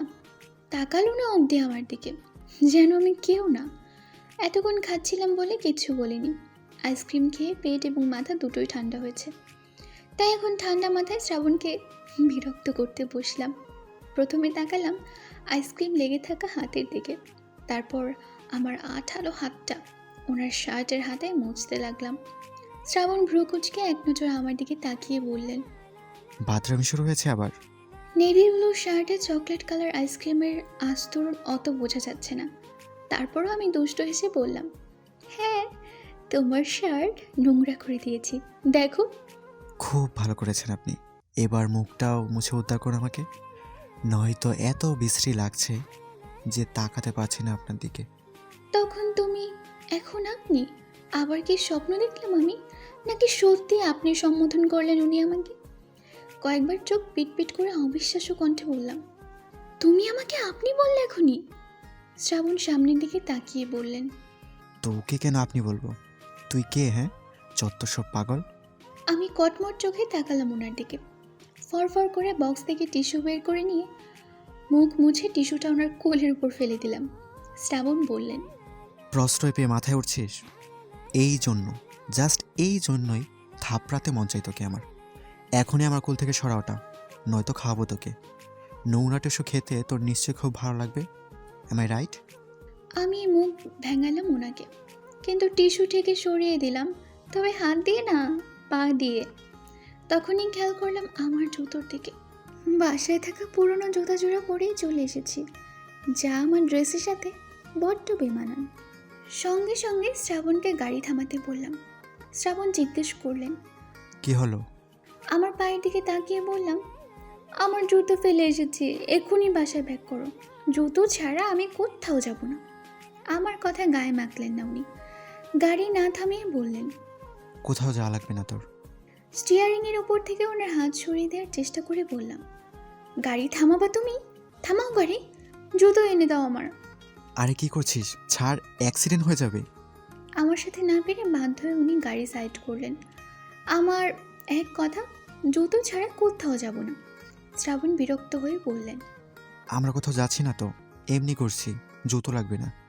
আমি জেদ ধরে বললাম, না লাগবে, তুমি বাসায় নিয়ে চলো আমাকে। বাসা থেকে অনেক দূরে চলে এসেছি আমরা। শ্রাবণের এখন বাসা যাওয়ার ইচ্ছে নেই। এদিকে আমিও প্রচুর জেদ ধরেছি। না পেরে উনি বললেন, ঠিক আছে, চল তোকে নতুন জুতো কিনে দিই। প্রথমে ওনার কথায় সায় দিলেও পরক্ষণেই মত চেঞ্জ করলাম আমি। শ্রাবণ রেগে বললেন, তাহলে কি করবো আমি? বাসায় গেলে আজকে আর আম্মু বের হতে দেবে ভেবেছিস? কত রাত হয়ে গেছে, তাই বলছি মলে গিয়ে জুতো কিনে দিই, চল। আমি বউকে হাত গুজে নাক ফুলিয়ে বললাম, না, এই জুতো পরে মলে গেলে ওই দোকানদার ছেলেগুলো ভাববে আমার ভালো জুতো নেই। উফ গড, কার পাল্লাই ফেললে তুমি আমাকে। বিড়বিড় করে কথাগুলো বলে শ্রাবণ প্যান্টের পকেট থেকে ফোনটা বের করে সেখানে ব্যস্ত হলেন। আমি জানালা দিয়ে বাইরে তাকালাম। ফুটপাতে আমার বয়সী একটা ছেলে দাঁড়িয়ে আছে। তার হাতে অনেকগুলো পিঙ্ক কালারের হাওয়াই মিঠাই আর কাঁধে তেঁতুলের চাটনির স্ট্যাশে ঝুলানো আমার প্রিয় খাবারের তালিকাগুলো আছে। তাই দেখেই জিভে জল চলে আসলো। শ্রাবণকে দেখিয়ে বললাম, ওগুলো খাবো, এনে দাও। শ্রাবণ জানালা দিয়ে তাকালেন ওদিকে। এক নজর দেখে গম্ভীর স্বরে নাকচ করে দিলেন আমার আবদার। না। বলে কাজ তুলে দিলেন উনি। আমি জুতো ফেলে এবার ওগুলো খাবার জন্য জেদ করতে লাগলাম। শ্রাবণ বিরক্ত হয়ে গাড়ি ছাড়লেন, আমাকে নিয়ে আসলেন নামি দামি একটা রেস্টুরেন্টের সামনে। চল ডিনার করি। আমি তো যাব না। সিট বেল্ট বেঁধে শক্ত করে বসে থাকলাম। শ্রাবণ গাড়ি থেকে বেরিয়ে আমার পাশের দরজা খুলে বললেন, আই। না, এই জুতো পরে আমি বাইরে তো যাবই না। উনি আমার দিকে ঝুঁকে সিট বেল্ট খুলে দিলেন আমার, তারপর আলতো করে আমার গাল টিপে ধরে বললেন, জুতো আসছে, অর্ডার করে দিয়েছি অনলাইনে, ততক্ষণে খেয়ে নিই, চল। আমি বিস্মিত হয়ে বললাম, অনলাইনে? তুমি কি সত্যি বলছো? কেমন জুতো, হিল নাকি ফ্ল্যাট? দেখি ছবিটা। নতুন জুতো পাবো বলে আমার খুব খুশি খুশি লাগছে। শ্রাবণ আমার খুশিতে খুশি হলেন। আমার মাখন কালারের ব্যাগ দেখিয়ে দিয়ে বললেন, এই যে এই কালার, বাকিটা আসলেই দেখতে পাবি। ঠিক আছে, তবে জুতো ছাড়া কিন্তু আমি যাবো না রেস্টুরেন্টে। শ্রাবণ কি যেন ভেবে আর জোর করলেন না আমাকে। ছোট্ট শ্বাস ফেলে গাড়ির সাথে হেলান দিয়ে দাঁড়িয়ে থাকলেন। প্রায় 8 ঘন্টা ধরে ওয়েট করার পর ডেলিভারি বয় আসলো জুতো নিয়ে। বক্স খুলে সাইজ দেখে নিশ্চিন্ত হলাম। ফ্ল্যাট জুতো, ডিজাইনার, কালার দারুণ। পরে দেখার পর ডেলিভারি চার্জ দিয়ে শ্রাবণ ছেলেটিকে ছেড়ে দিতে আমি ছেলেটিকে ডাকলাম, এই ভাইয়া শুনুন, বাসায় আমার র্যাক ভর্তি জুতো আছে, বুঝেছেন? আপনি আবার ভাববেন না আমার জুতো নেই বলে এভাবে কিনেছি। ছেলেটা কী বলবে বুঝতে পারল না। শ্রাবণ ওনাকে যেতে বলে আমার দিকে ঘুরে তাকিয়ে বললেন, জুতো আছে বলে সবাইকে শোনাতে হবে? আমি জুতোর দিকে তাকিয়ে হাঁটতে হাঁটতে বললাম, শোনাইনি আমি। আমার এই পুরাতন জুতো দেখে ওই ছেলেটা ভেবেছে আমার ভালো জুতো নেই। কেমন হাসছিল আমাকে দেখে, মনে হচ্ছিল বাসায় নিয়ে গিয়ে দেখায় আমার জুতোর ভাণ্ডার। অত জুতো তো ওই ব্যাটার দোকানেও নেই। শ্রাবণ বিরক্ত হলেন। আমার খুলে রাখা জুতো গাড়ির ভেতরে রেখে গাড়ি লক করে রেস্টুরেন্টের দিকে যেতে যেতে বললেন, চলে আই, আম্মু ফোন দিচ্ছে, খেয়ে তাড়াতাড়ি বাসায় ফিরতে হবে। শর্ট করে হেঁটে ওনার পাশে গেলাম। উনি ব্যস্ত ভঙ্গিতে আমার হাত ধরে হাঁটতে হাঁটতে বললেন, পছন্দ হয়েছে? আমি ওনার হাতে হাত রেখে বললাম, খুব। জুতোর সাইজ জানলে কি করে? আমি সব জানি। সব জানো? তাহলে আমাকে বলো তো, 2 আর 2 যোগ করলে কখন 5 হয়? দেখি কেমন পারো। লিফটে এসে আমার প্রশ্নের জবাব দিলেন উনি। ভুল করলে 2 এ 2 5 হয়। এই, তুমি এটা জানলে কি করে? বললাম না সব জানি আমি। সব কি করে জানবে তুমি? তুমি তো সর্বজান্তা না। আচ্ছা, এবার বলো তো, তৌসির বয়ফ্রেন্ডের নাম কি? আগেরটা সহজ ছিল বলে পেরেছো, কিন্তু এটা তুমি জীবনেও বলতে পারবে না। বলতে পারলে তুই কি করবি বল? চুমু খাবি আমাকে? তাহলে বলবো, না হলে মুখ বন্ধ করে রাখ নিজের। তুমি কখনো বলতেই পারবে না। আচ্ছা যাও, 100টা চুমু খাবো তোমাকে, তার সাথে আরও 50টা ফ্রি থাকবে। এবার তৌসির বয়ফ্রেন্ডের নাম বলে দেখাও আমাকে। যদি না পারো তাহলে তুমি 100 বার নিজের গালে থাপ্পড় মারবে নিজেই, আর সেটা বাসার সবার সামনে। আর ঝাঁটাঝুলির সাথে কথা বলা যাবে না, না মানে না। শ্রাবণ বাঁকা হেসে বললেন, ওকে ডান। কখন বলবো বল? এখনই বলো, দেরি হলে তুমি চিটিং করতে পারো। 30 সেকেন্ডের মধ্যেই নামটা বলতে হবে তোমাকে, নয়তো হেরে যাবে। Your time start now. আমার কথা শেষ হতেই শ্রাবণ নিচু হয়ে আমার কানের কাছে মুখ নিয়ে ফিসফিস করে বললেন, ছেলেটা সিজন, যে আমাদের নেইবার প্রফেসর আঙ্কেলের ছেলে, আর তোর লোক দেখানো বয়ফ্রেন্ড। আমি শিওর ছিলাম উনি তৌসির বয়ফ্রেন্ডের খবর জানেন না, সেজন্য এত বড় বাজি ধরা। বাজিতে হেরে গিয়ে আমার অবস্থা ইলেকশনে পরাজিত চেয়ারম্যান প্রার্থীর মতো। হার্ট অ্যাটাক হবে হবে ভাব, কিন্তু হচ্ছে না। বুকে হাত দিয়ে বললাম, হাই আল্লাহ, তুমি এটা কবে জানলে? লিফটের দরজা খুলে যাওয়ার শ্রাবণ আবার আমাকে নিয়ে হাঁটা দিলেন। খোশ মেজাজে বললেন, শোন, আমার প্রতিদিন মিনিমাম 2টো করে লাগবে। যখন বলবো তখনই দিতে হবে। আমি ভ্রুকুচকে বললাম, কি? উনি মৃদু হেসে বললেন, কি আবার চুমু? ভুলে গেলি? এই না, এটা হবে না। তুমি চিটিং করেছো আমার সাথে, তুমি আগের থেকে জানতে সব। তো আমি তো তোকে বললামই আমি সব জানি, তারপর তুই নিজের ইচ্ছে বাজি ধরেছিস। এখন সেটা তোকে মানতেই হবে। আচ্ছা, ফ্যাসাতে পড়লাম রে বাবা। 100টার সাথে 50টা ফ্রি, এতগুলো চুমু? অসম্ভব। আমি ওনাকে চুমু দিব না। তাই বাজির ব্যাপারটা পুরোপুরি অস্বীকার করতে লাগলাম। কিন্তু এই নিয়ে আর বেশি কথা হলো না আমাদের মাঝে। রেস্টুরেন্টে ঢুকে দুজনে একটা টেবিলে বসলাম। ওয়েটার আসলে মেনু দেখে আমি কাচ্চি বিরিয়ানির সাথে বোরহানি অর্ডার করে দিলাম। শ্রাবণ ফোনে ব্যস্ত, কে যেন ফোন করেছে ওনাকে। দুবার কেটে দেওয়ার পর এবার উনি ফোন নিয়ে উঠে গেলেন। আমি আশেপাশে তাকালাম। অনেক বড় একটা রেস্টুরেন্ট, প্রায় প্রত্যেকটি টেবিলেই কাপলরা বসে আছে।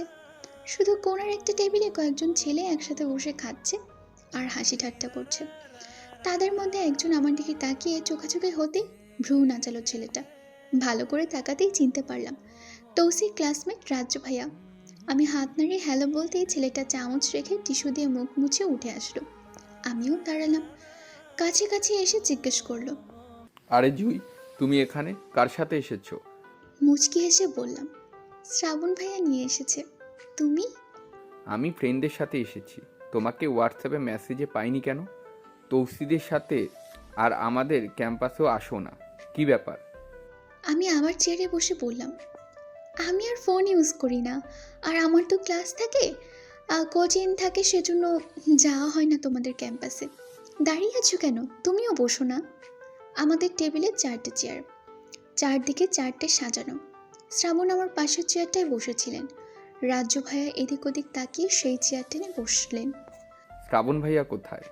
তৌসি আসেনি? না, তৌসি আসেনি। শ্রাবণ ভাইয়া ফোনে কথা বলতে গেছে, এখনই চলে আসবে। হো আচ্ছা, তোমাকে খুব সুন্দর লাগছে। থ্যাংক ইউ ভাইয়া। হেসে হেসে রাজ্য ভাইয়ের সাথে কথা বলছিলাম, তখন শ্রাবণ আসলেন। রাজ্য ভাইয়াকে নিজের চেয়ারে বসতে দেখে কিঞ্চিত ভ্রু কুচকে বললেন, এক্সকিউজ মি, আপনি কে? রাজ্য ভাইয়া উঠে দাঁড়িয়ে বলল, হ্যালো ভাইয়া, আমি রাজ্য, তৌসিদের ফ্রেন্ড।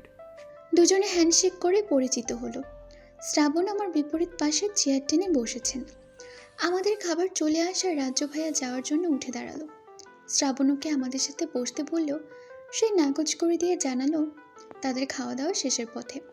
সেজন্য শ্রাবণ ওয়েটারকে ডেকে রাজ্য ভাইয়াদের টেবিল দেখিয়ে বললেন, ওখানে কোক দিন, বিলস অন মি। রাজ্য ভাইয়া অমত করলে শ্রাবণ বললেন এটা ফ্রেন্ডের বড় ভাইয়ের তরফ থেকে সামান্য ট্রিট হিসেবে ধরে নিতে। রাজ্য ভাইয়া আর না করতে পারল না, আবারও শ্রাবণের সাথে হ্যান্ডশেক করে বিদায় নিল। যাবার আগে আমাকে বলল, জুই, সামনের উইক ক্যাম্পাসে একটা কালচারাল প্রোগ্রাম আছে, তৌসিদের সাথে তুমিও এসো কিন্তু। ভাইয়া পারলে আপনিও আসবেন, ভালো লাগবে আমাদের। শ্রাবণ হু না কিছু বললেন না। আমি যেতে চাইলাম। এতে খুশি হয়ে প্রস্থান করলো ছেলেটা। সে যেতেই শ্রাবণ বিড়বিড় করলেন। যত সব ফালতু। কথাটা আমার কানে আসতে আমি চোখ ছোট ছোট করে তাকালাম ওনার দিকে। উনি ভ্রুকুচকে প্লেট এগিয়ে নিলেন, আমার দিকে তাকিয়ে ধমক দিয়ে বললেন, হা করে তাকিয়ে কি দেখছো? খাবে আমাকে? আবার তুমি? এটা নিষ্ঠুর স্বপ্ন নয়। একটা মানুষ এক স্বপ্ন কয়বার দেখে, তাও জেগে জেগে। ওনার এমন অস্বাভাবিক কথা শুনে আমার বলতে ইচ্ছে করলো, এই শ্রাবণ ভাইয়া, কি হয়েছে তোমার? আমাকে তুমি করে বলছো কেন? কিন্তু পেটের কথাটা তো পেটেই রয়ে গেল আমার, কারণ শ্রাবণ আবার আমাকে খাওয়ার জন্য ধমক দিলেন। তাড়াহুড়া করে খাওয়া শুরু করলাম। ক্ষুধা নেই, খাচ্ছি অল্প আর এদিক ওদিক দেখছি বেশি। রাজ্য ভাইদের ওদিকে তাকাচ্ছিলাম বলে শ্রাবণ শাসালেন আমাকে। আর একবার ওদিকে তাকালে থাপড়ে গাল লাল করে দেবো তোর। বেয়াদব মেয়ে, এই চেয়ারে আই। আমি বললাম, কেন? ওদিকে তাকালাম তো কি হলো, রাজ্য ভাইয়া চলে যাচ্ছে। যাক, তুই এই চেয়ারে আই। প্লেট নিয়ে ওনার কাছাকাছি চেয়ারটাই গেলাম। এবার রাজ্য ভাইয়া আমার পেছনে থেকে গেল। পেছনে ঘাড় না ঘোরালে আর দেখা যাবে না তাকে, অত কষ্ট করে দেখার কোনো দরকার নেই আমার। তাই এদিক ওদিক তাকানো বন্ধ করে খাওয়ায় মন দিলাম। শ্রাবণ নিজের প্লেট থেকে মাংস তুলে দিলেন আমাকে। মাংসের বড় টুকরো দেখে খুশি হলাম, তবে ওনার কথা শুনে আরও বেশি খুশি হলাম। আই সোয়ার এই মাসে স্যালারি দিয়ে আইফোন কিনে দেবো তোকে, বাট বাজি যেটাতে হেরে গেলি সেটা যদি করতে পারিস তো। আইফোন? হুম, 150 কেস। এখানে ওখানে যেখানে বলবো সেখানে, যখন বলবো তখন। রাজি? আমি একটু ভাবলাম, আইফোন আমার কল্পনার বাইরের জিনিস। মাত্র 150টা চুমু দিলে যদি আইফোন পাওয়া যায় তো চেষ্টা করতে ক্ষতি কি? উনি তো আর অন্য কোনো ছেলে না, আমার ক্রাশ, আমার ভালোবাসা। রোজ কত শত চুমু খাই ওনার ছবিতে, আর ডিরেক্ট ওনাকে চুমু খেতে পারবো না? অবশ্য কাজটা কঠিন হবে অনেক। আমি তো কখনো কোনো ছেলেকে চুমুই খাইনি। এগুলো তো অনেক খারাপ কাজ। পুপি জানলে বকা দিবে অনেক। না না, এটা করা যাবে না। অনেক ভেবেচিন্তে শ্রাবণকে বললাম, না, আমার ফোন লাগবে না। ছেলেদের চুমু খাওয়া ভালো কাজ নয়, এসব খারাপ কাজ আমি করব না। শ্রাবণ রেগে বললেন, করবি না তাহলে তুই বললি কেন? আমার এখন ওটা চাই। আমার ভুল হয়ে গেছে, আমি ভুল করে বলে ফেলেছি তখন, তার জন্য তুমি এরকম কথা বলবে আমার সাথে? হ্যাঁ বলবো, আমি এরকম ওইরকম সব রকম কথাই বলতে পারি। কেন, তুই চিনিস না আমাকে? ছোটবেলায় তোকে কিস করে নি ছাদে, ভুলে যাসনি নিশ্চয়ই। আমার কথা না শুনলে ওই রকম করে দেবো আবার। সেদিনের দমবন্ধকর পরিস্থিতির কথা মনে পড়লে আজও শ্বাসকষ্টের মতো হয় আমার। শ্রাবণ যে কতটা খারাপ একটা ছেলে সেদিনই বুঝেছিলাম। আমার মতো নিষ্পাপ শিশুকে উনি চুমু খাওয়ার নাম ধরে প্রায় দম বন্ধ করে মেরেই ফেলতে চেয়েছিলেন। তারপরও নির্লজ্জ আমি বারবার ছুটে যাই ওনার কাছে। এই যেমন আজই চলে এসেছি, আর এসেই ফেসে গেছি। বদমাইশ ছোকরা, কে যে জাদু করে আমাকে বুঝি না কিছু। মনে হয় পানি পড়া খাওয়ায়। নাইলে এত কিছুর পরও ওনার পেছনে ঘুরঘুর করার স্বভাব আমার কেন চায় না? আমি এত ছ্যাঁচড়া কেন? ভাই, কাঁদো কাঁদো মুখ করে বললাম, সব আমার ছ্যাঁচড়ামির ফল। তোমার সাথে তো মেশাই ঠিক নয়, তাও যে কেন মিশি? তবে আর নয়, আজকে থেকে। আমাকে কথা শেষ করতে না দিয়ে শ্রাবণ কঠিন মুখ করে বললেন, তুই মিশবি না, তোর ঘাড় মিশবে। ব্যাট কি তোর একার আছে? আমার দরজার পাশেও ব্যাট থাকতো আগে, এখনও থাকবে, শুধু তোর জন্য। তুমি আবার আমাকে ব্যাট দিয়ে মারবে? ফুবা কিন্তু আবার বিদেশে পাঠিয়ে দিবে তোমাকে। দেখ, এবার তোকে সাথে করে নিয়ে যাব, তাহলে সেখানে আমার স্পেশাল থেরাপি থাকবে তোর জন্য। নিকনিক করলেই ব্যাটিং শুরু হবে। আমি নিকনিক করি? তো কি করিস? কানে নিচে একটা দিব? ছেলেদের সাথে হেসে হেসে কথা বলার ডং বের হয়ে যাবে সব। রাগের সাথে কথা শেষ করে উনি প্লেট ঠেলা দিয়ে সরিয়ে বললেন, হয়েছে খাওয়া, এবার চল। গাল ফলে ওনার দেখা দেখে আমিও প্লেট ঠেলা দিলাম। তারপর শ্রাবণ বিল পরিশোধ করে রেস্টুরেন্ট থেকে বেরিয়ে আসলেন আমাকে নিয়ে। গাড়িতে আসা পর্যন্ত ওনার সাথে কথা হলো না। এতক্ষণ উনি কার সাথে যেন ফোনে কথা বলছেন। গাড়িতে বসে তবেই ফোন রাখলেন।